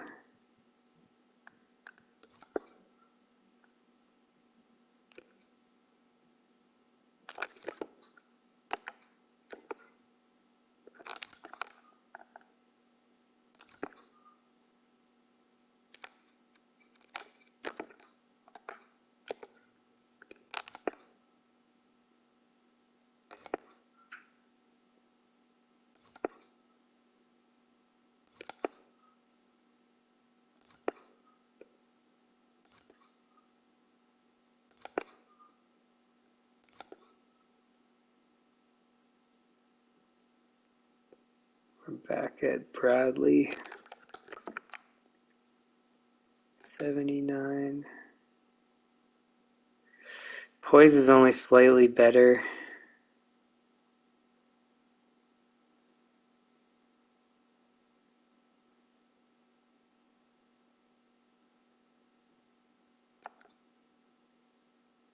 Doesn't tell us much about him.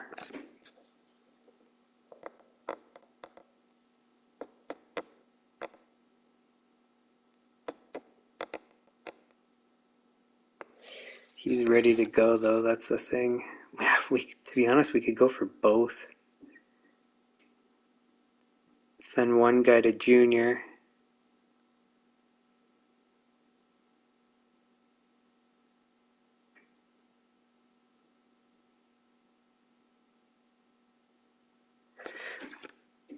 or get both, send both to junior, and then have some like 80 overall guy play until they're ready.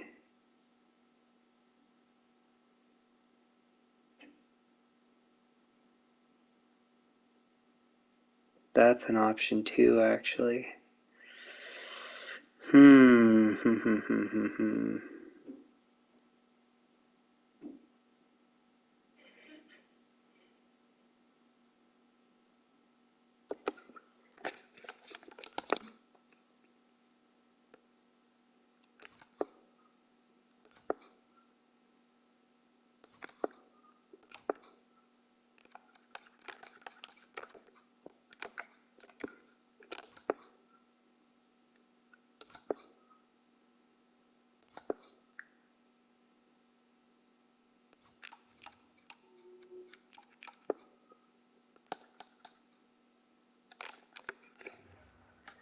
Well, at the very least, I think we're going to pick him up.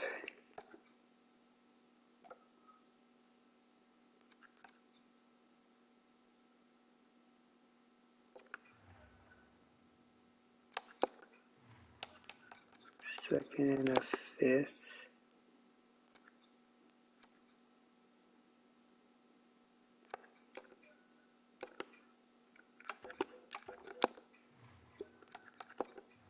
What's wrong thing?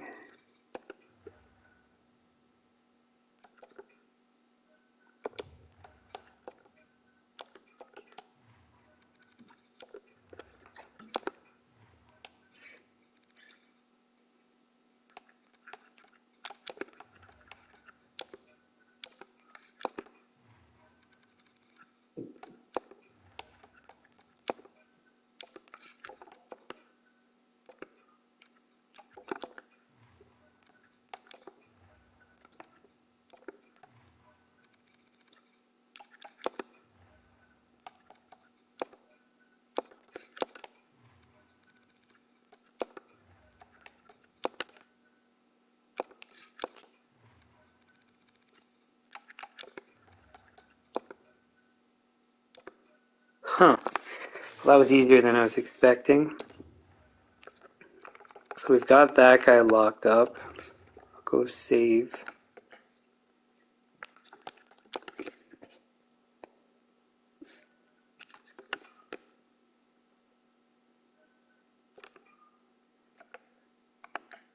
And then we'll go pick up that Detroit guy.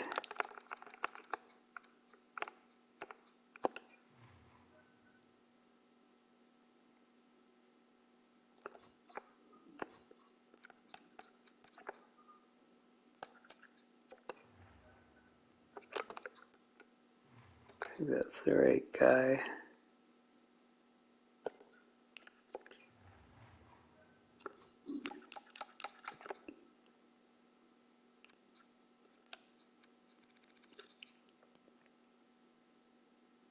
Oh yeah, we have the store of value guys I forgot about.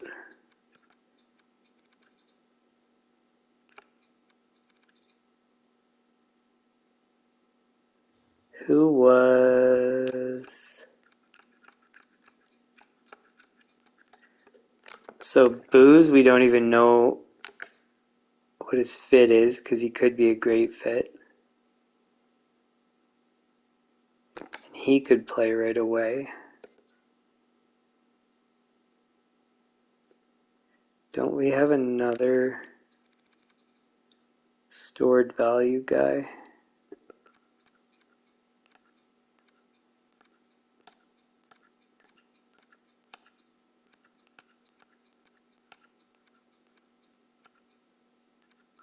No.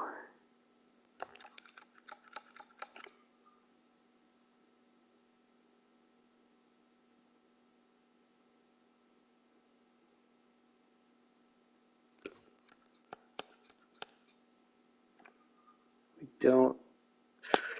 Maybe with picks, I very seriously doubt we can pull this off with 2-5.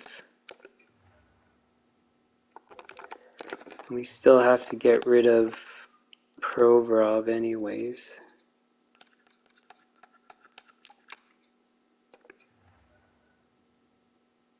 That's more than enough.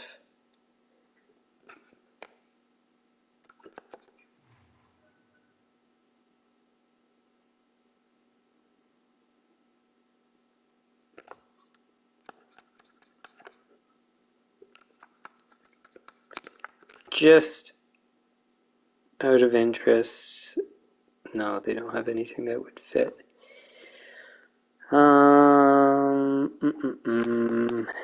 So it would be picks. We would get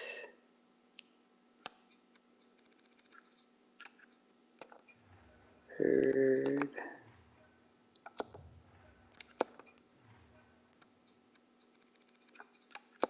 fourth,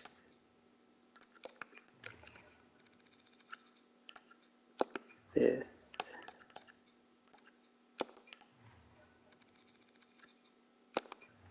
sixth, maybe. I doubt it, but I'm gonna try anyways.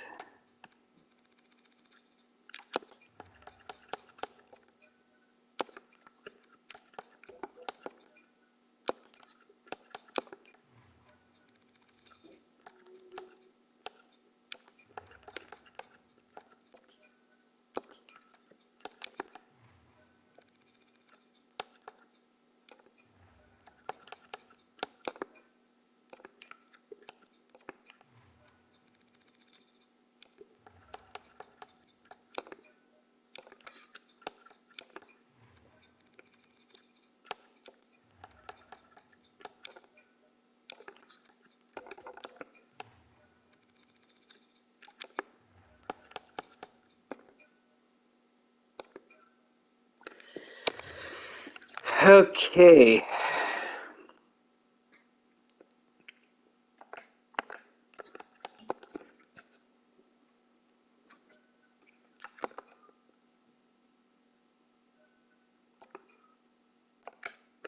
Now we should have plenty of space. So we're at 92, leaves us 10 million in cap space, which I don't know how much we offered that one guy for, but 8 will work. Then we have Boucher and Kopp we could do for 12th and 13th.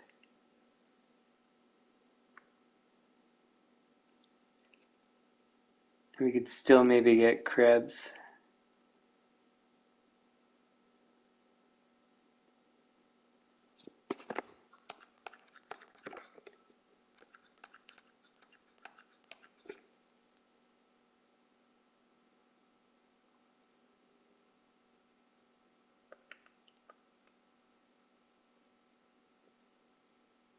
I don't like going this kind of light on D.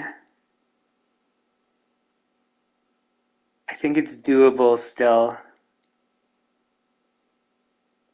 Like, we're not going too weak.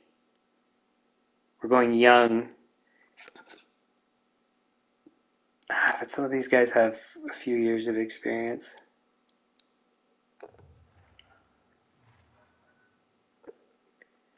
One other thing I want to check is what's McTavish's trade value?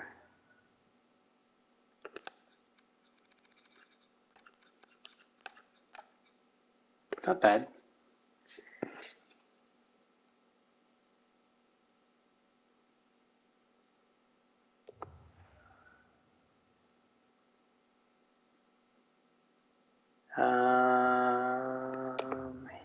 Yes. I think I saved. So I know I'm over time, but I want to get a bit more done before I end the stream. The other thing is, in the next few days, I'm going to have a few days, more days off than normal, so the more I can get done on these next few days, then after those days we'll be starting pretty much a new season, I think. So the timing's going to be good too. Okay.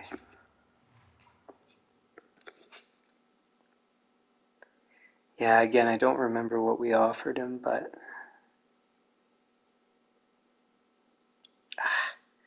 it's a bit frustrating.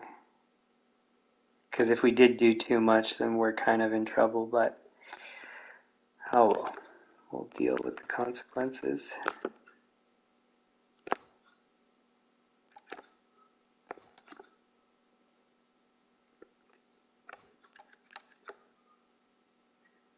So, where is Krebs? Still not offered.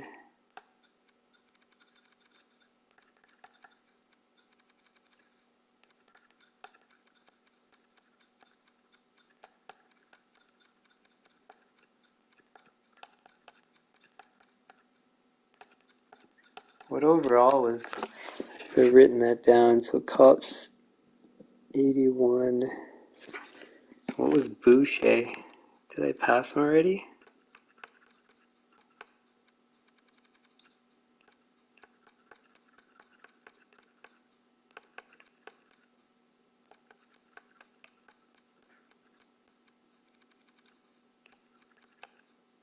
I must have.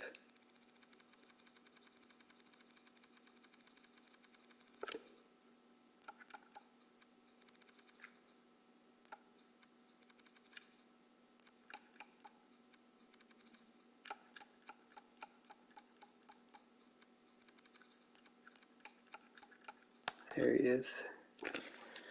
Jeez, oh, we might be able to do this. Boucher's 82. So we might be able to get Boucher and Kopp.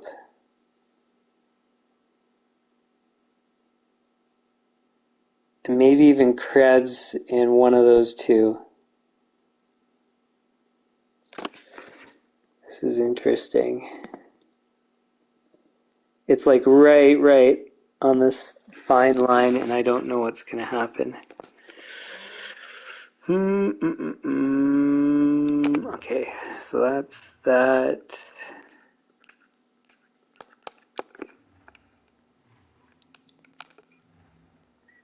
Coaching, we're waiting.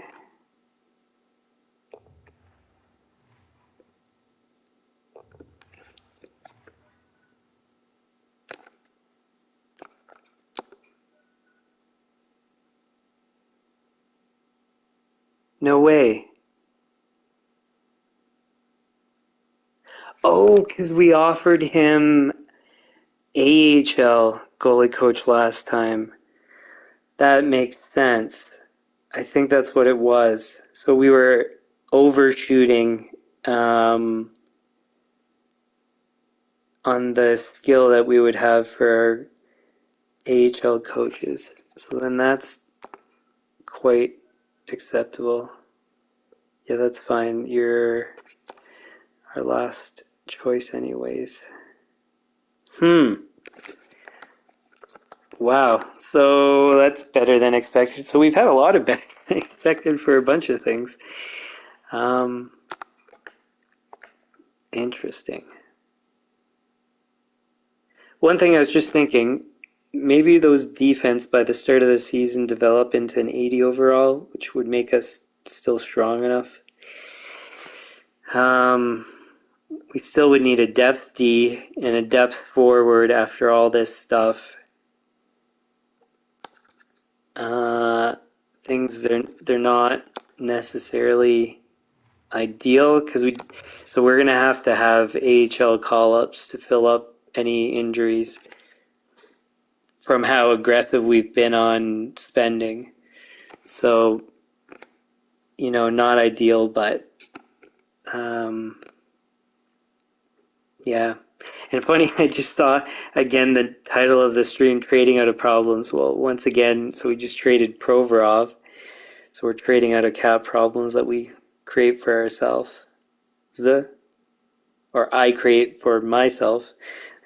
But technically I'm supposed to be part of some team. Um, hmm, hmm, hmm.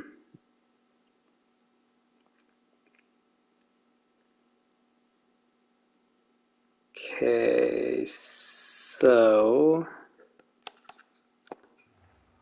we have all of our coaches.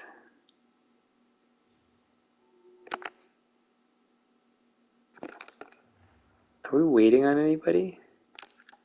No. So we have all of our scouts. Tons of A overall scouts, even though they're A minus a lot of them, but still a lot. Okay, so coaches and scouts are done. So then, again, I don't know if I actually need to up the budget in order to sign them. But after I do that, I'll put it back down. Because again, I don't know if from allocating you spend it or if you actually save it if you put it down. So just to be sure, I do it anyways. Okay, so good. Coaches is done, scouts is done.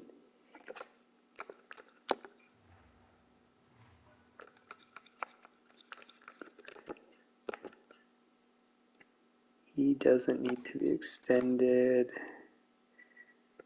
None of those guys either. None of them. None of them. It's funny how all the guys we pick up, they get paid massively, and all the guys that we're keeping, so long-term guys, we pay not as much. It's the exact opposite of what you should be doing, or at least in common sense would indicate that you would spend money on your guys you want to keep versus the guys you're going to be trading. But I think it's actually the opposite, and I think this is a really interesting strategy, and I think it's actually correct. If you pay your normal guys a fair amount, and everybody knows that that's what your plan is, and everybody knows that you're going to overspend on the guys you bring in, they're probably going to be happy because it's like, yeah, we're stable. All those other guys that you bring in, yeah, you might pay them more, but they're just like in and outs. Like they fill a spot and they're gone whenever they're inconvenient. The guys that are locked up, they're staying. So they're actually certain of their spot, which they're getting less to get certainty on a massively high performing team. They should be willing to accept that. I think the concept makes tons of sense, and it's possible in the real world. So, anyways, just some stuff I was thinking I wanted to comment on. So we should have enough cap space. We might have to do one of those guys for a 1-year contract or something like that, but at the very least we can get, as long as we didn't offer him $9 million. I hope we didn't. We should be able to get that, whatever his name was, Lindblom or something like that. Okay.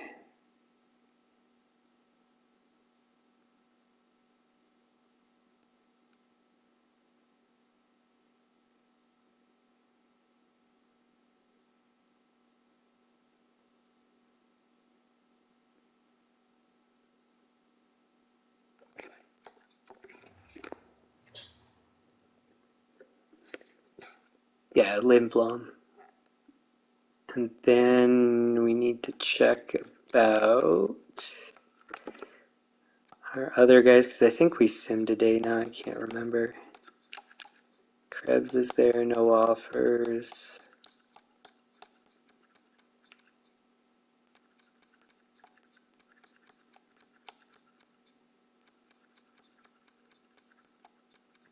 Boucher's there, no offers.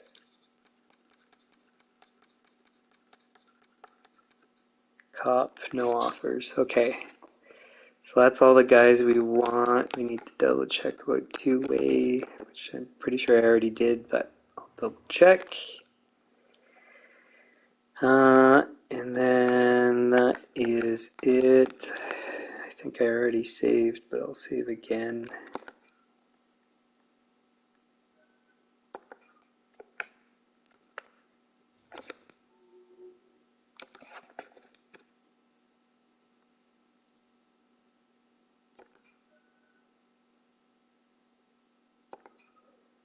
Now, what did we offer him?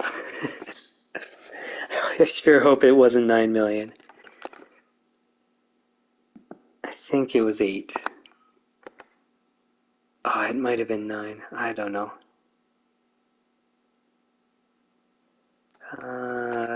Let's cross our fingers. I sure hope it's not 9. It was 9. Oh, shoot.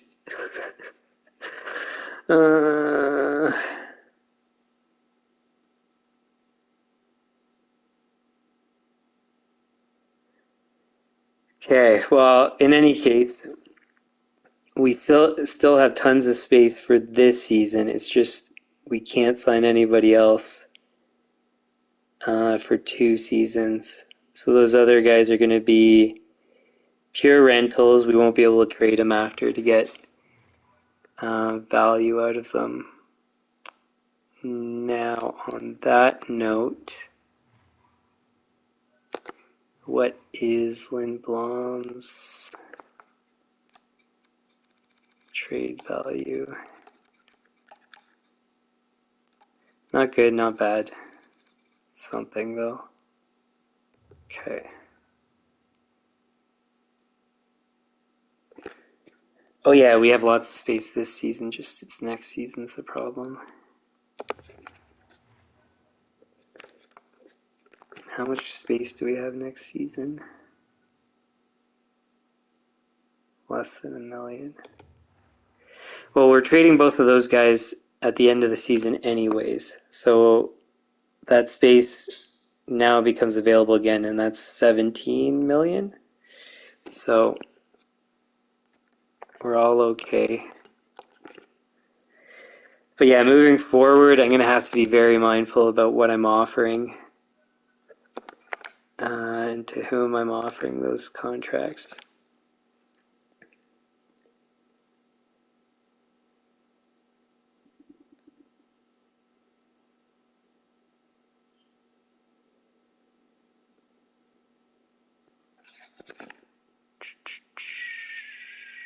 Okay.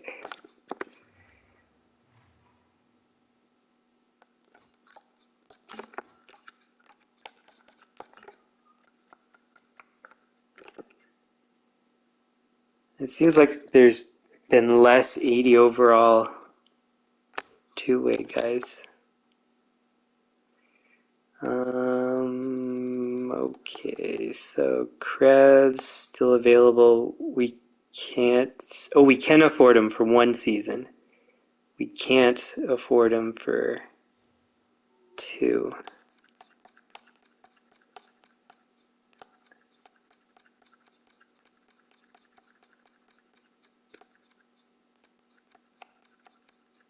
Boucher still available. Cop still good. So actually, we could be able to get everybody.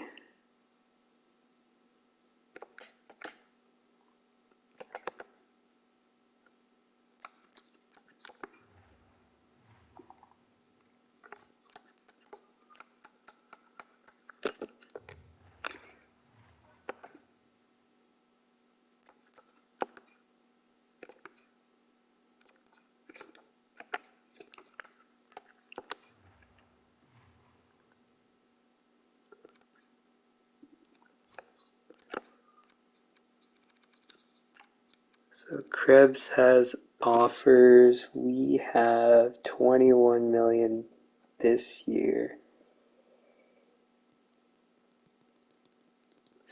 So we're going to have to offer 6 years. He wants less for shorter term? Hey, I'll take it. 5.25 times 1.2 equals 6.3. 2, 3. 5.25 times 1.2, 6.3.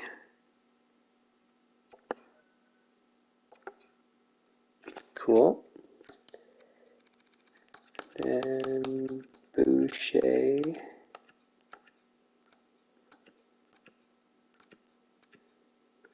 Oh, they're not in order. Overall.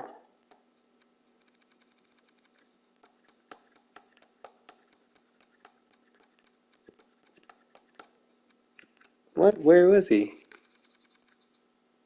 Did he get signed? Oh, I was gonna say. I would have been surprised if we missed him. 91, 81, 84.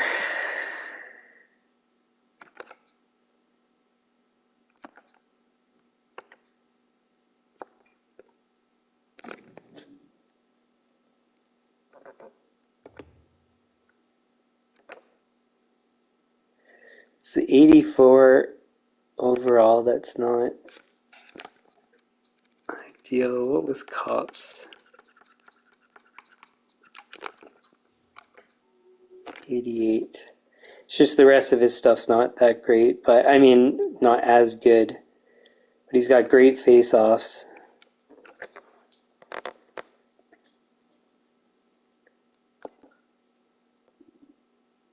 Center, left wing. The problem is he might go down overall, whereas the other guy won't, because he's 36.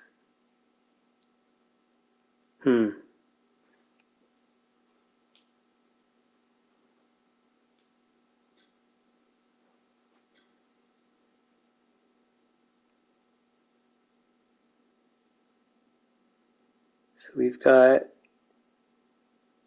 Tavish, Lindblom. Yeah, we do need one of these two guys. Oh, wait, no. We've got Krebs. So actually, we might not even go with these other two guys. Kopp we could do as our 13th forward.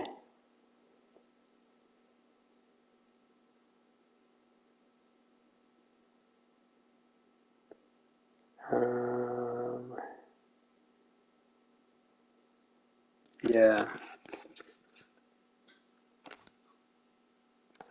And I feel like I should be thinking about a defenseman, but we don't know what's going on, though, with those rookie guys, if any of them are going to play. And we have space this season, so why don't we just pick up a fill-in?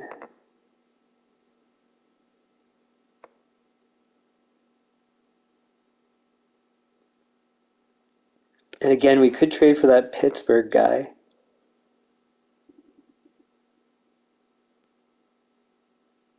We'd have him for 2 years.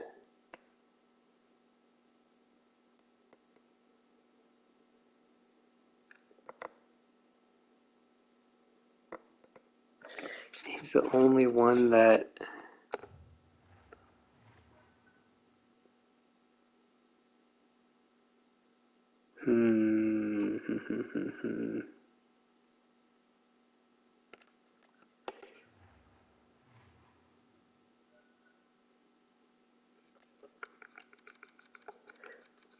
I kind of want to get this Pittsburgh guy.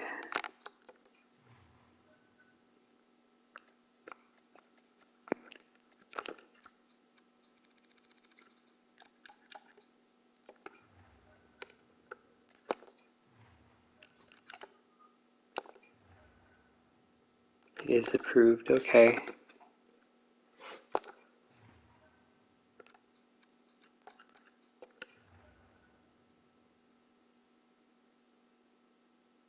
That could maybe even go through. Let's try a 4th, just in case.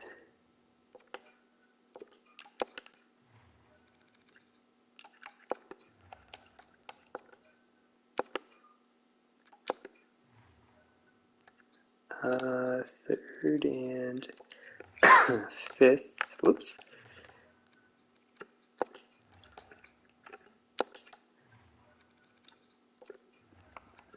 Third and a fifth for him, and a sixth.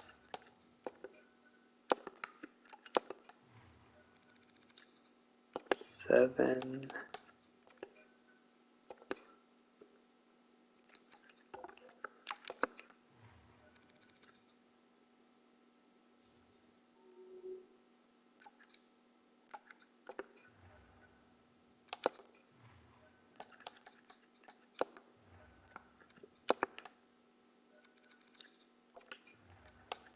Fifth. Six.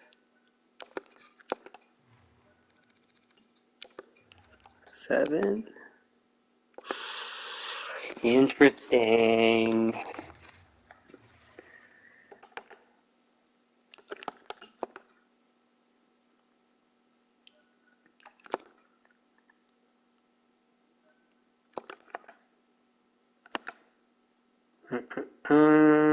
Where are we at now? Actually, it's easier from this view. Okay, so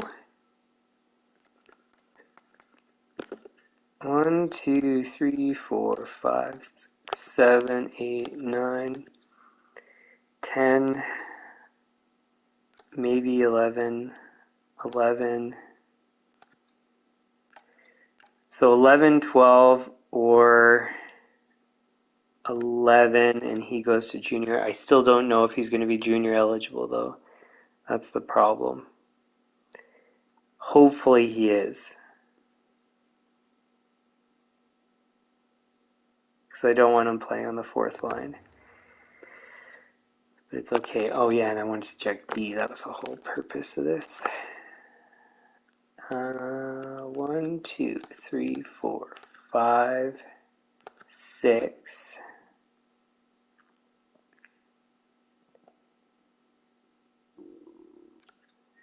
We've got 2 options, maybe, that could go ahead of Virgilio.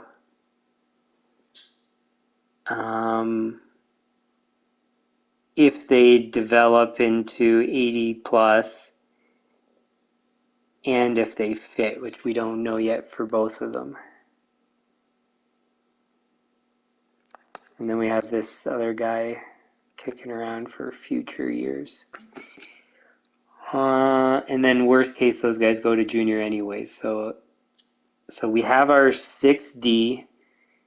In theory, we have our 12 forwards. We have our 3 goalies. So everything is as it should be already. So it's just the extra stuff that we're considering now.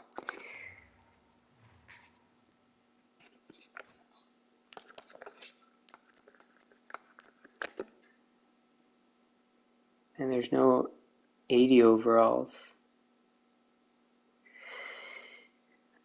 And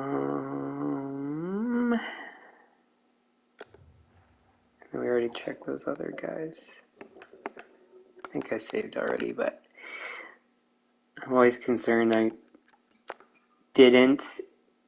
Because the one time that you don't, it'll come back to haunt you. Sweet. So we have Krebs.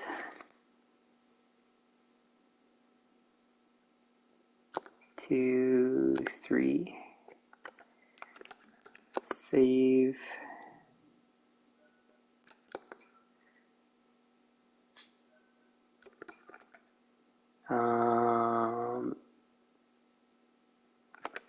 Now, what value does Krebs have?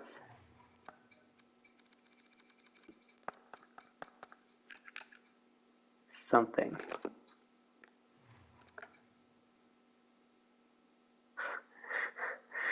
Stick checking is so good. Defensive awareness is, slighter than, or slightly less than what we would want. face-offs are still decent too. How's the rest of the guys for face-offs? He's pretty good. So we could split them up actually in the end. Lindblom doesn't do face-offs. So we could do first penalty kill Kozhevnikov and McTavish or something like that. Lindblom and Krebs the second one.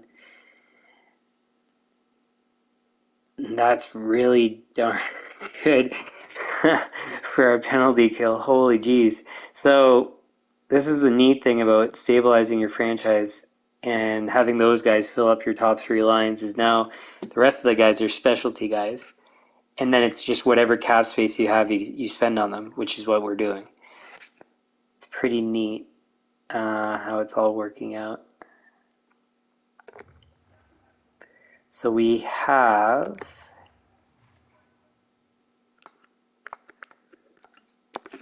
how much cap space? For this season, still 15. It's just the future seasons is our problem at the moment. Let's check just out of interest what it says. 1.3. So it says that we're over the cap technically. But that's without knowing what the cap is next season. And I haven't tracked.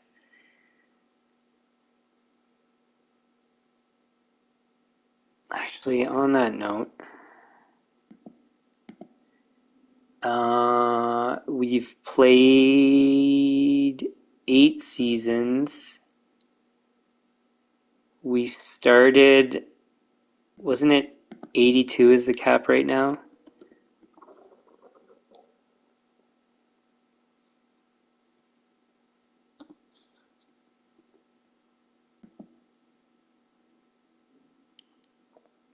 Yeah, I think last season was 82. So, 102 minus 82 equals divided by 8 equals 2.5 million per season, which means we should be, like, if it's been approximately, or if it is going to be about 2.5 million increase in the cap, that means we would be under the cap next season with what we currently have, which is excellent news and also surprising news to me. Wow, okay.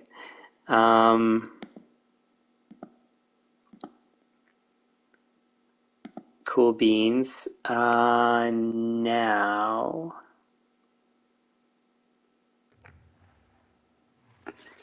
that's neat. It just sucks though because we won't have the trade value from like a 2-year contract for Krebs, for example, to trade him at the end of the season, but that's okay. We lost a bit of trade value there, but that's okay. To be honest, if I didn't make the mistake on offering too much to Lindblom, I still wouldn't have had enough to sign him for the 2-year thing, so it's kind of not relevant. But now I'm kind of, again, every season I'm learning something to better manage things. Okay. So, do we leave those guys in junior and sign a defenseman? As well as those two. Well, actually, to be honest, we should only sign one of those 2 forwards, and I think Kopp is the better option. Even if he goes down in overall, it just depends on how much he does. I just hope it's not a dip of 2, because then the other guy's probably better. If it's a dip of 1, then he's still better at 80 overall versus the other guy at 82.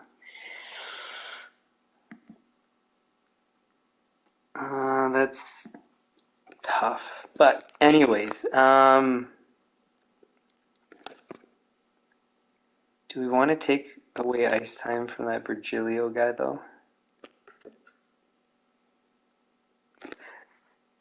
Because he is young. He's not expensive.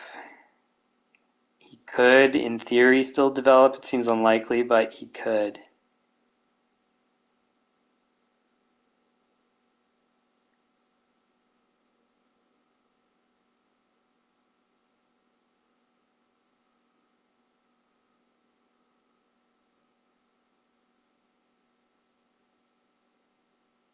One thing I just came to mind is maybe from having only forward focused coaches, I'm losing out on development of our defense because I've noticed that our defense haven't really developed that well.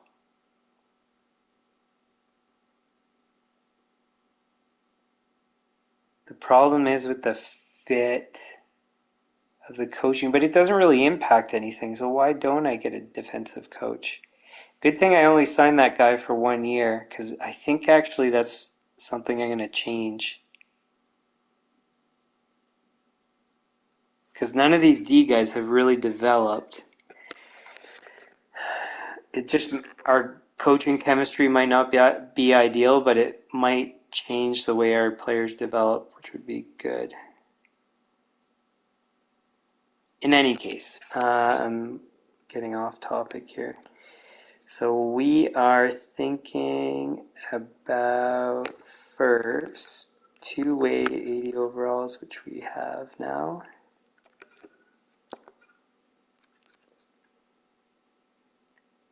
Can we afford to do? Must be able to, because it's two-way. It's a big smile.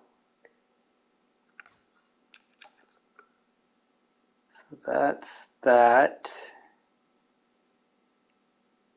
We're going to check this. Boucher, nobody's offered. Cop, nobody's offered. And we want defense. Is there any D that we want to pick up? He was injured. Is there any? No, he hasn't had that good of seasons. Isn't he a guy we had? I guess not. He looks like he would be better than he's been. Her is okay.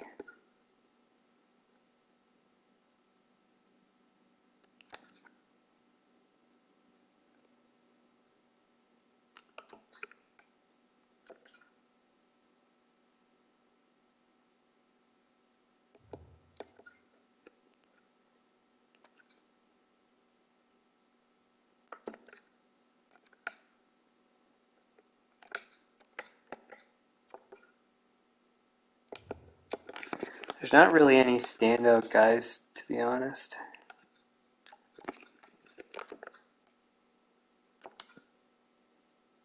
$27 points.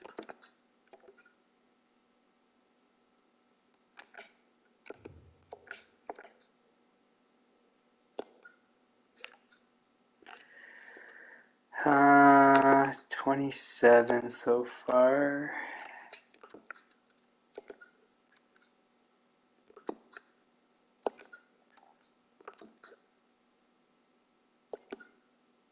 Six.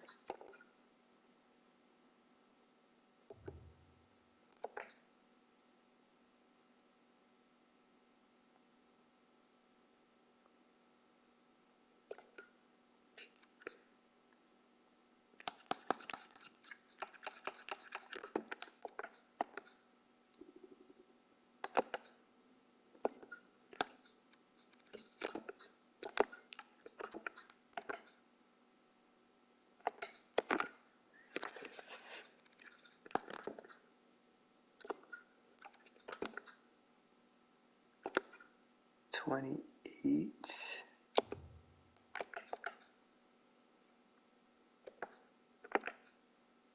Not driven to win. I don't like that.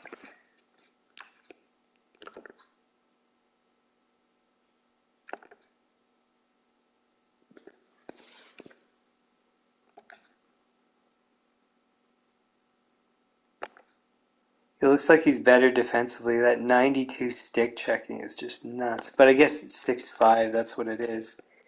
That's, I guess, what I remember from him.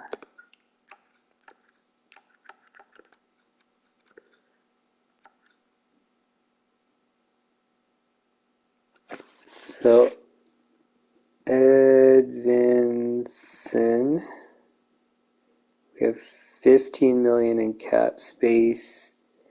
We just don't have the roster spots, basically.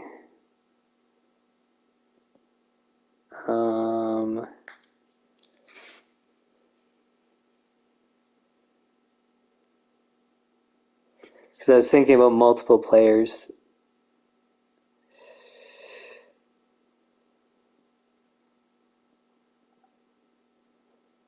I like the idea of him just because of his stick checking. Because it really stood out there.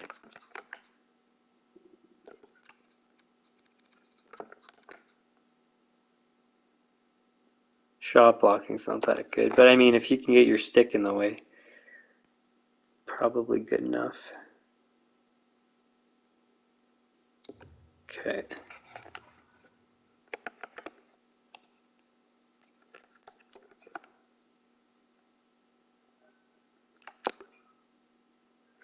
So I'm still over time, but you know what I'm going to do is I'm going to go through until I finish up my main roster.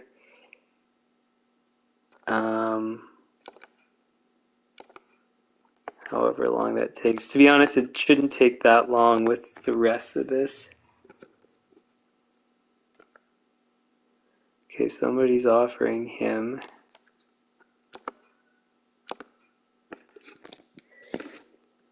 So we will beat your offer. We have to do one season. 4.75 times 1.2 is 5.7.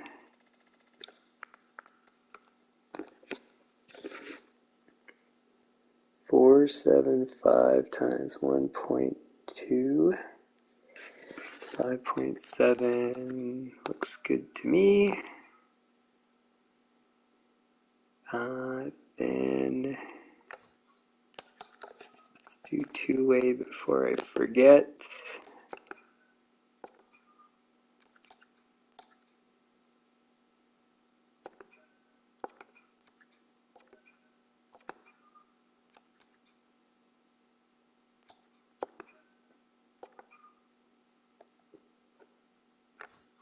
Cool. So now those 80 overall guys are showing up. Seems a bit late, but Boucher, no offers. Cop, no offers.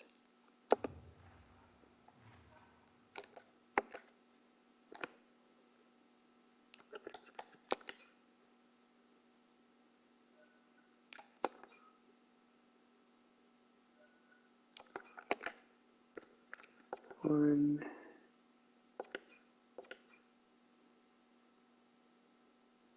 Cool. 2, 3.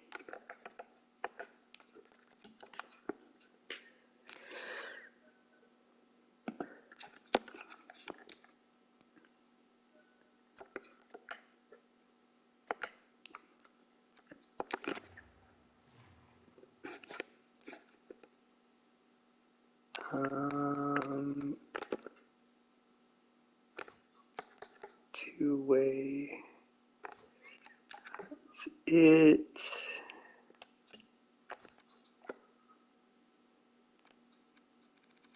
Boucher still there. Cup still there. 1, 2, 3.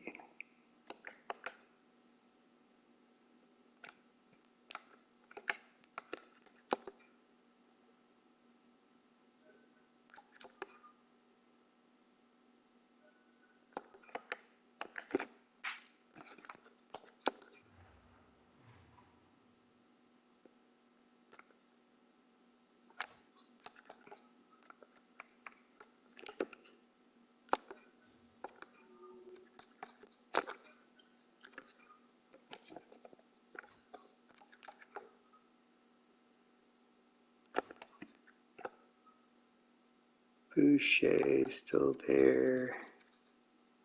Cup still there.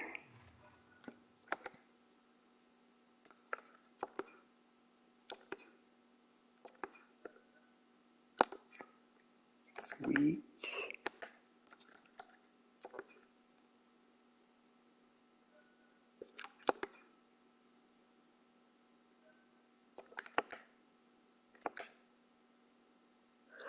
Oh, something I was just thinking of. I could oversign people, and the way I can combat the not being able to sign the 2-year thing, for example, like with Krebs, is I can oversign, leave a one-way contract in the AHL, trade whoever's least performing of the guys that stay up in the NHL, pull them up. I forget if you... I think they can get claimed when they go down, not up, or am I reversing it? I can't remember. Anyways, it doesn't really matter.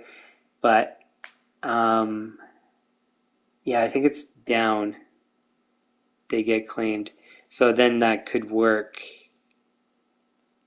as a strategy to still have trade value. So for example, if we get Kopp and Boucher, one of them goes to the AHL, we call up one of them, and then, or sorry, one of the guy that's up that doesn't perform, we trade and then pull up the other guy.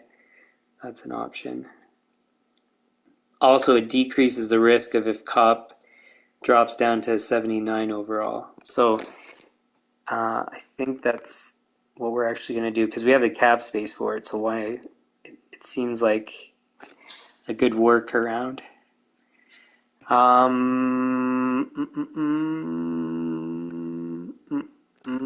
think I need to do everything.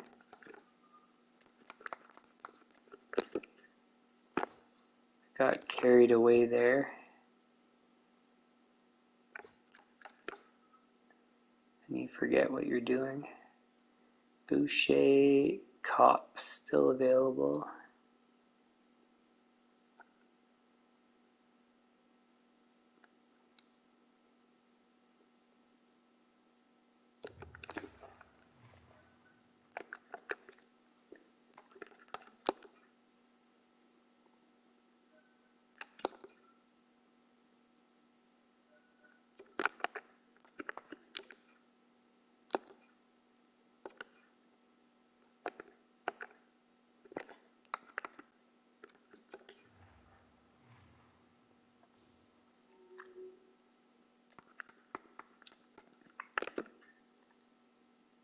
Boucher, everybody's going for him.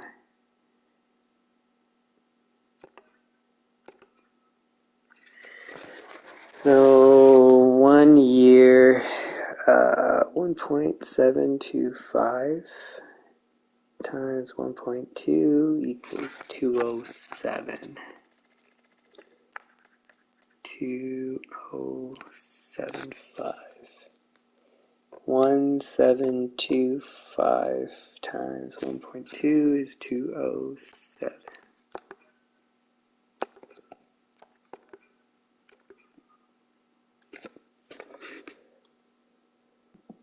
1.3 times 1.2, 156. 1.3, 1.2, 156.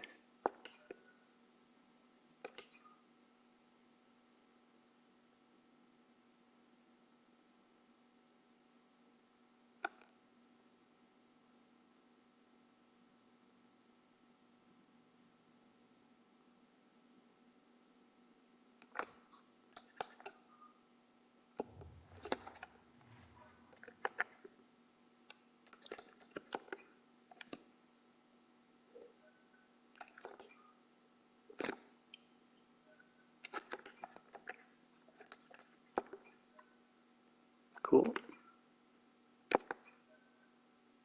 Also cool.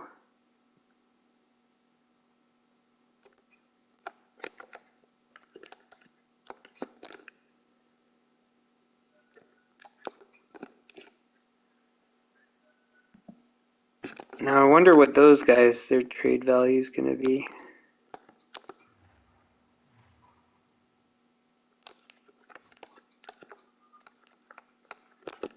What do we got now? Nothing new.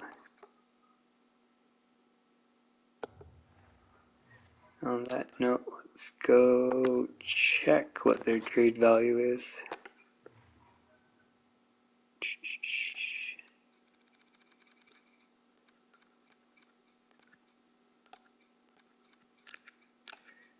Edvinson's not bad. Cobb, Boucher about the same. So not much, but that's okay.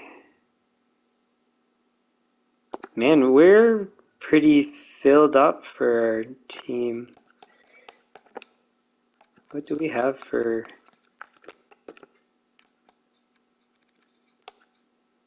One, two, three defense. We're going to need defense. We have all our goalies.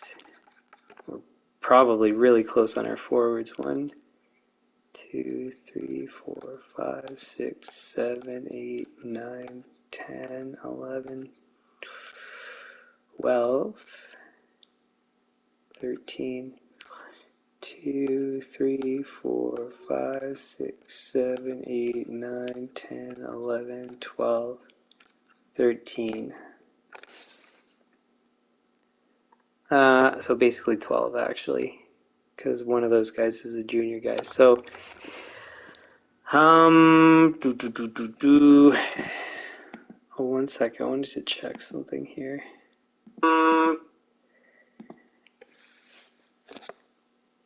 Okay.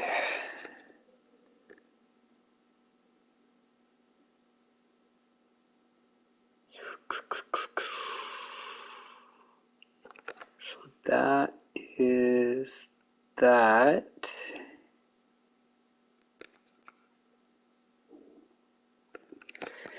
One other thing just before I keep going, because I might end the stream.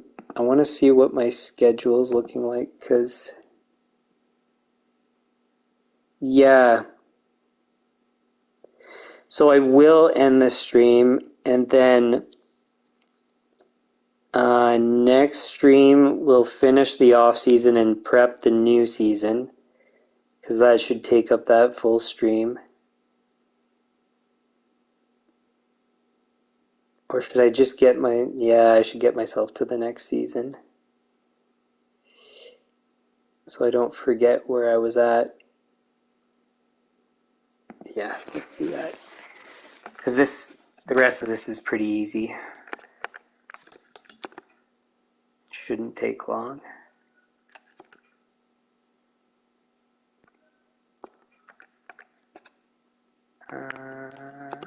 Pretty sure I did this.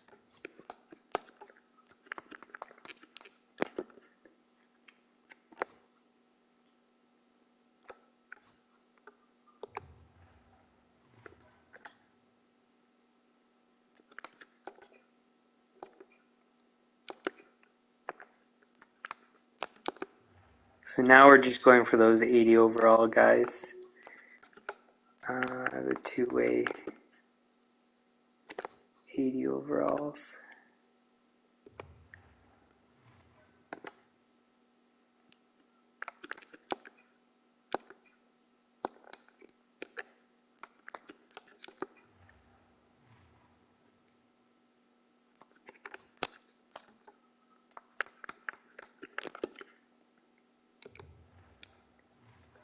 There might not be any more, but we'll still pretend as though there could be.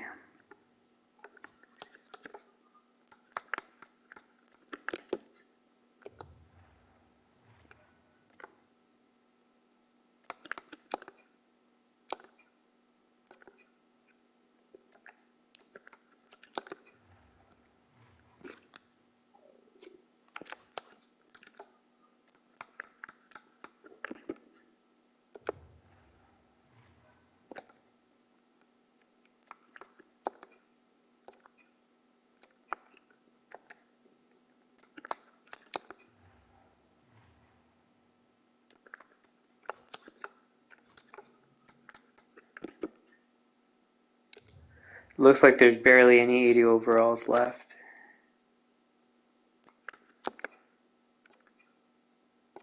So they're probably getting nabbed up.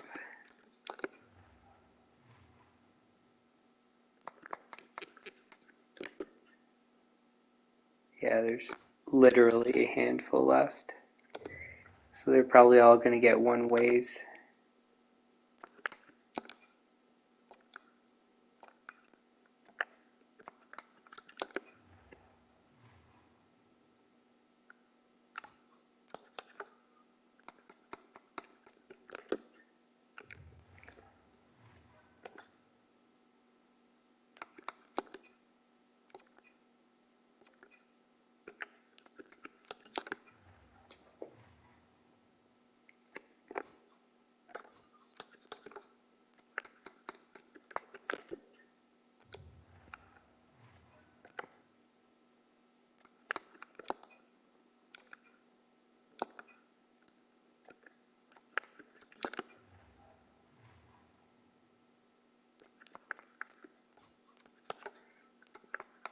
And those 80 overall guys that are left, they're probably all RFA guys. I wouldn't be surprised. Maybe not. But they're all getting one-way offers, it seems, so.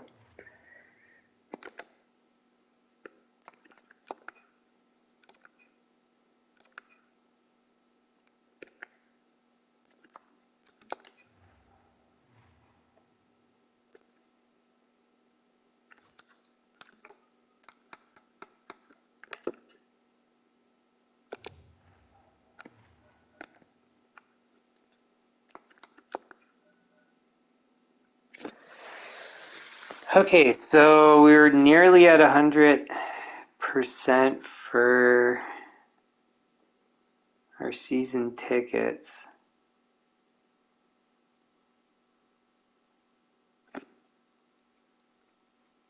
And I don't know if we're really going to change anything. The problem is we'd like to get to 100, but our percentage is already as pretty much as high as it gets, 99 to season tickets and 1 to general for marketing. The only way that I can see it getting fixed is either, well, obviously 100%, or we increase our marketing budget, which I don't know if really makes sense to do, but anyways.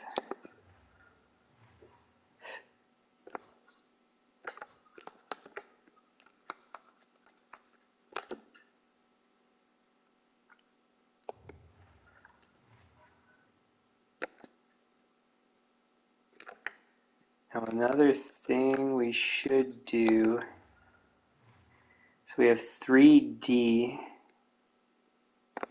should probably sort out the rest of our D now.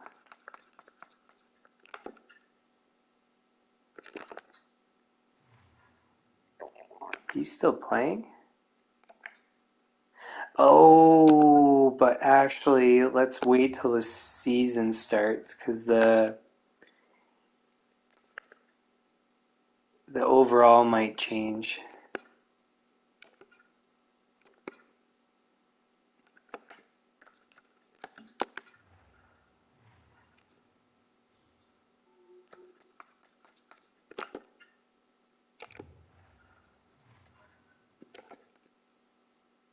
Yeah, let's wait for that.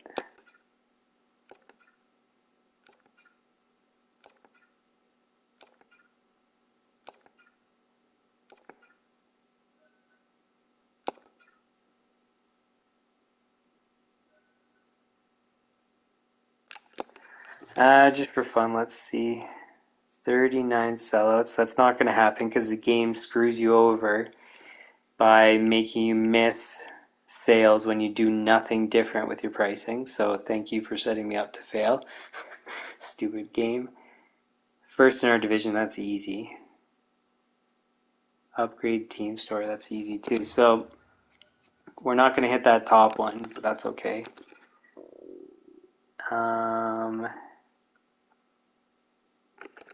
Now,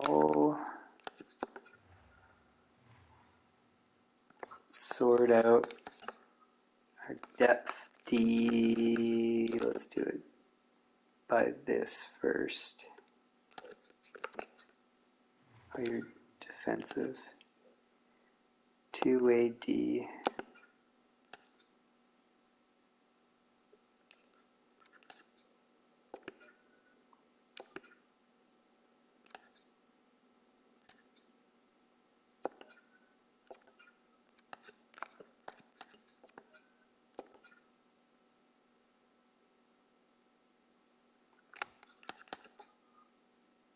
Should have done that before, but that's okay. 1, 2,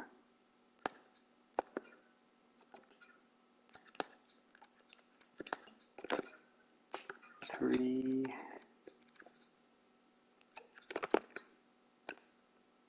How is this guy available?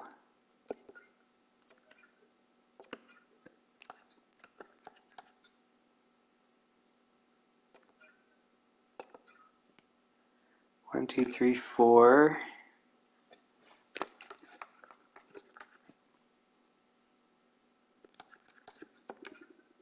Let's assign him anyways.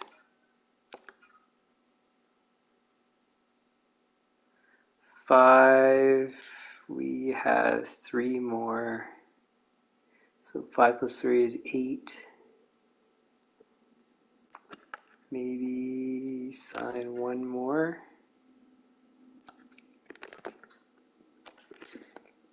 Didn't we have him? Did he play well? Oh yeah, wasn't he a decent fill-in? Like he did something at some point that was useful. So he's a maybe. He's still young enough that he fits.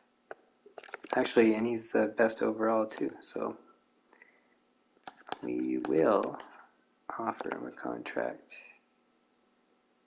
So that's 6. Then let's check for forwards. Any high value forwards?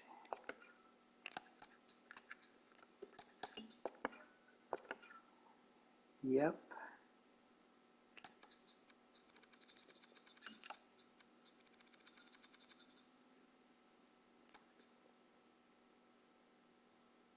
I might as well offer this guy too.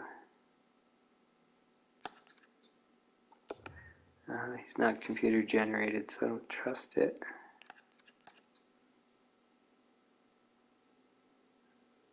$76, $77, but he's older. Let's go with this guy.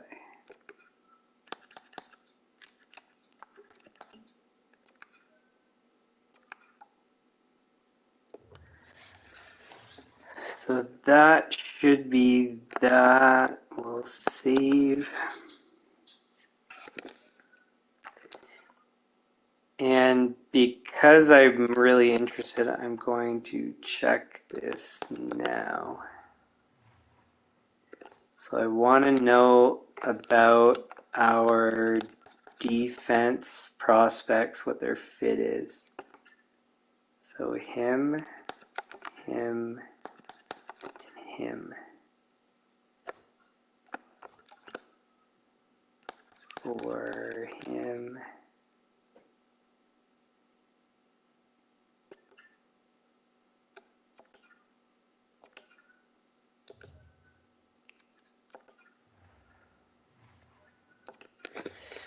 Okay, so let's see what we got. Bradley, whoops. Not good, but doable.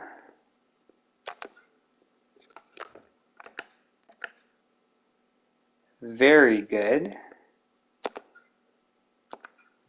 Oh, and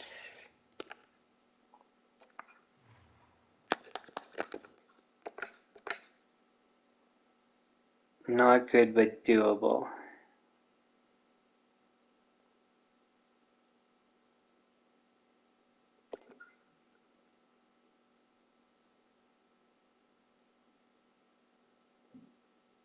And the other thing that's on my mind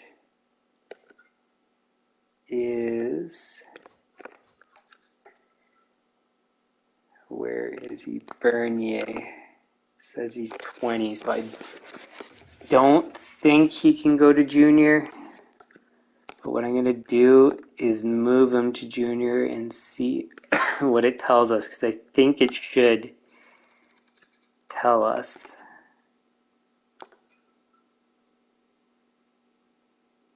Send down to minors. So it's not junior, so we have to have him. So we also have to play him then.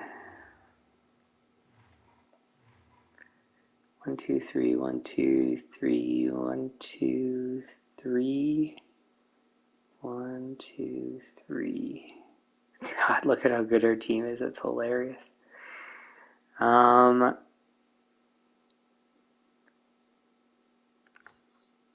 then Boucher. Man, his stick checking's good. It's just the rest is not that great.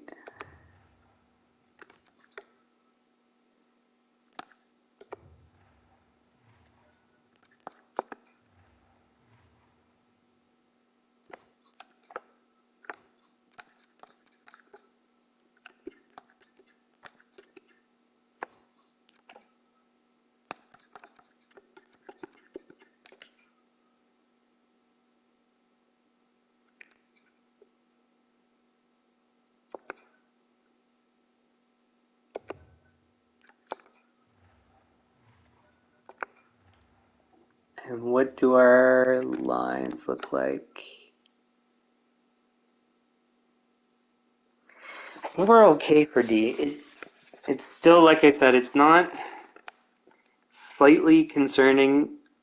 Or I meant to say it's slightly concerning.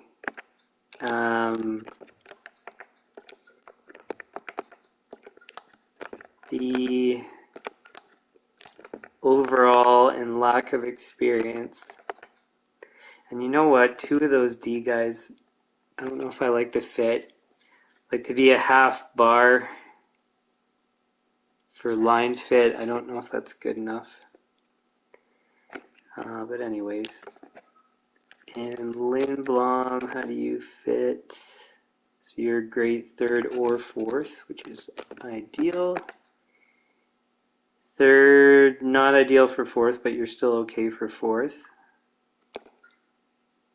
which is great.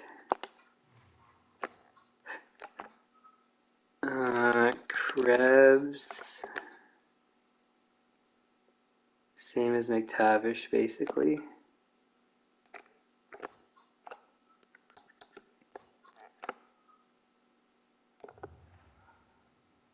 Wow.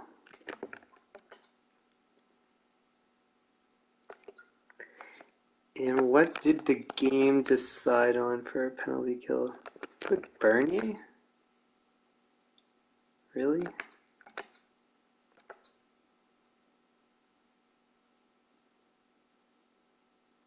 He doesn't even really fit with her team that great.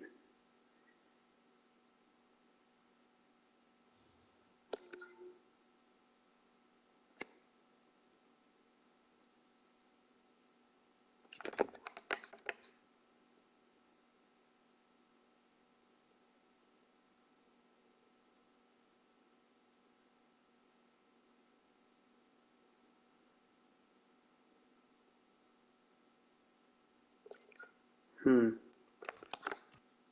Fersen, Lindblom, McTavish, and Chushkin. Interesting.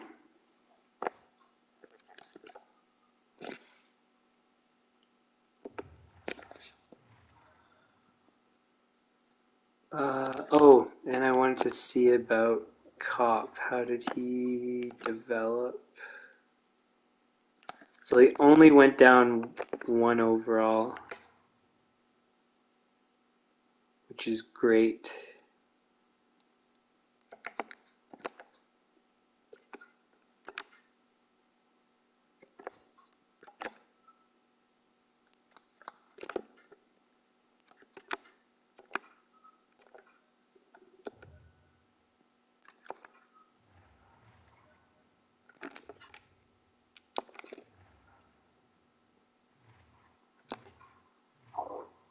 And what's his fit?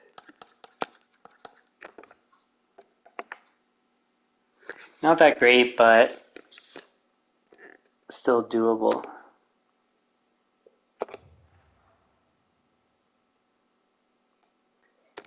Interesting. So it sucks that we have to keep Bernier with the NHL roster. There's no workarounds, is there?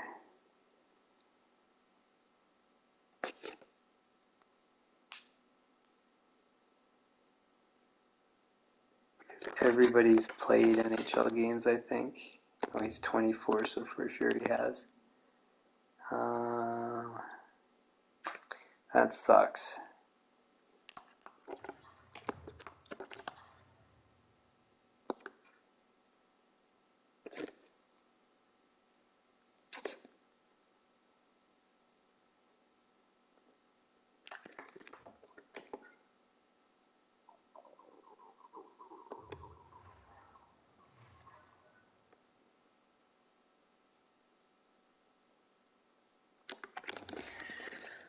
On that note,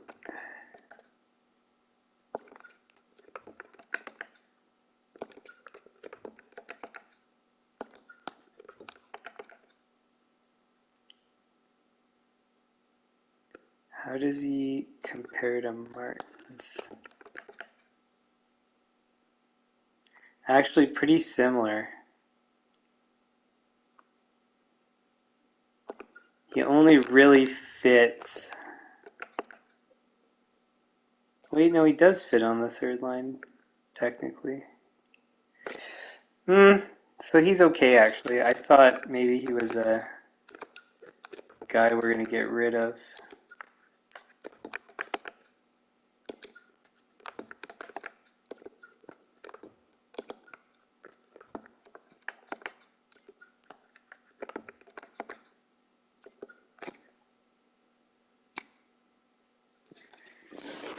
So then the only guys that we have that don't really fit are those 2D. And it was the 2 ones most ready to play, if I'm not mistaken.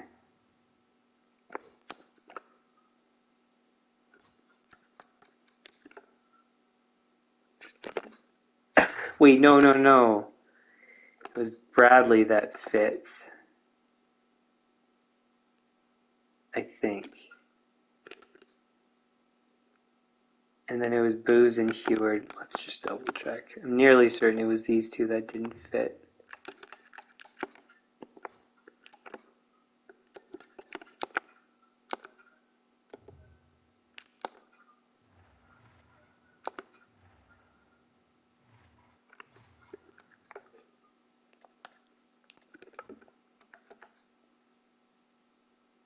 No, it's Heward that fits.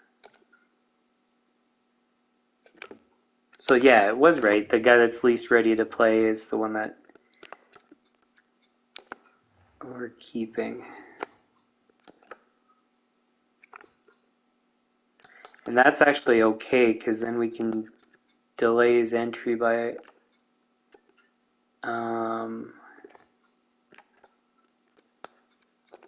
couple seasons. Wait, that's what we want. Or I should say a few seasons, actually. We want this.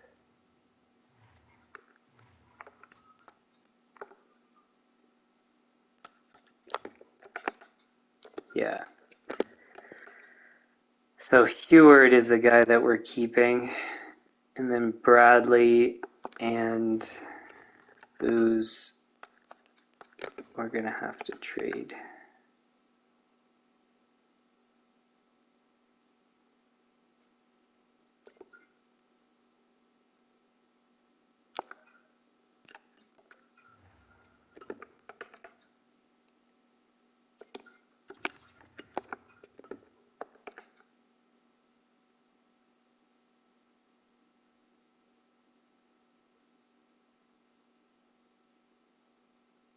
Still not bad, though.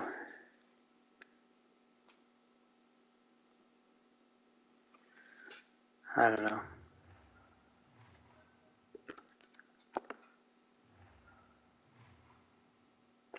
What we'll probably do is keep them for their max development years, and then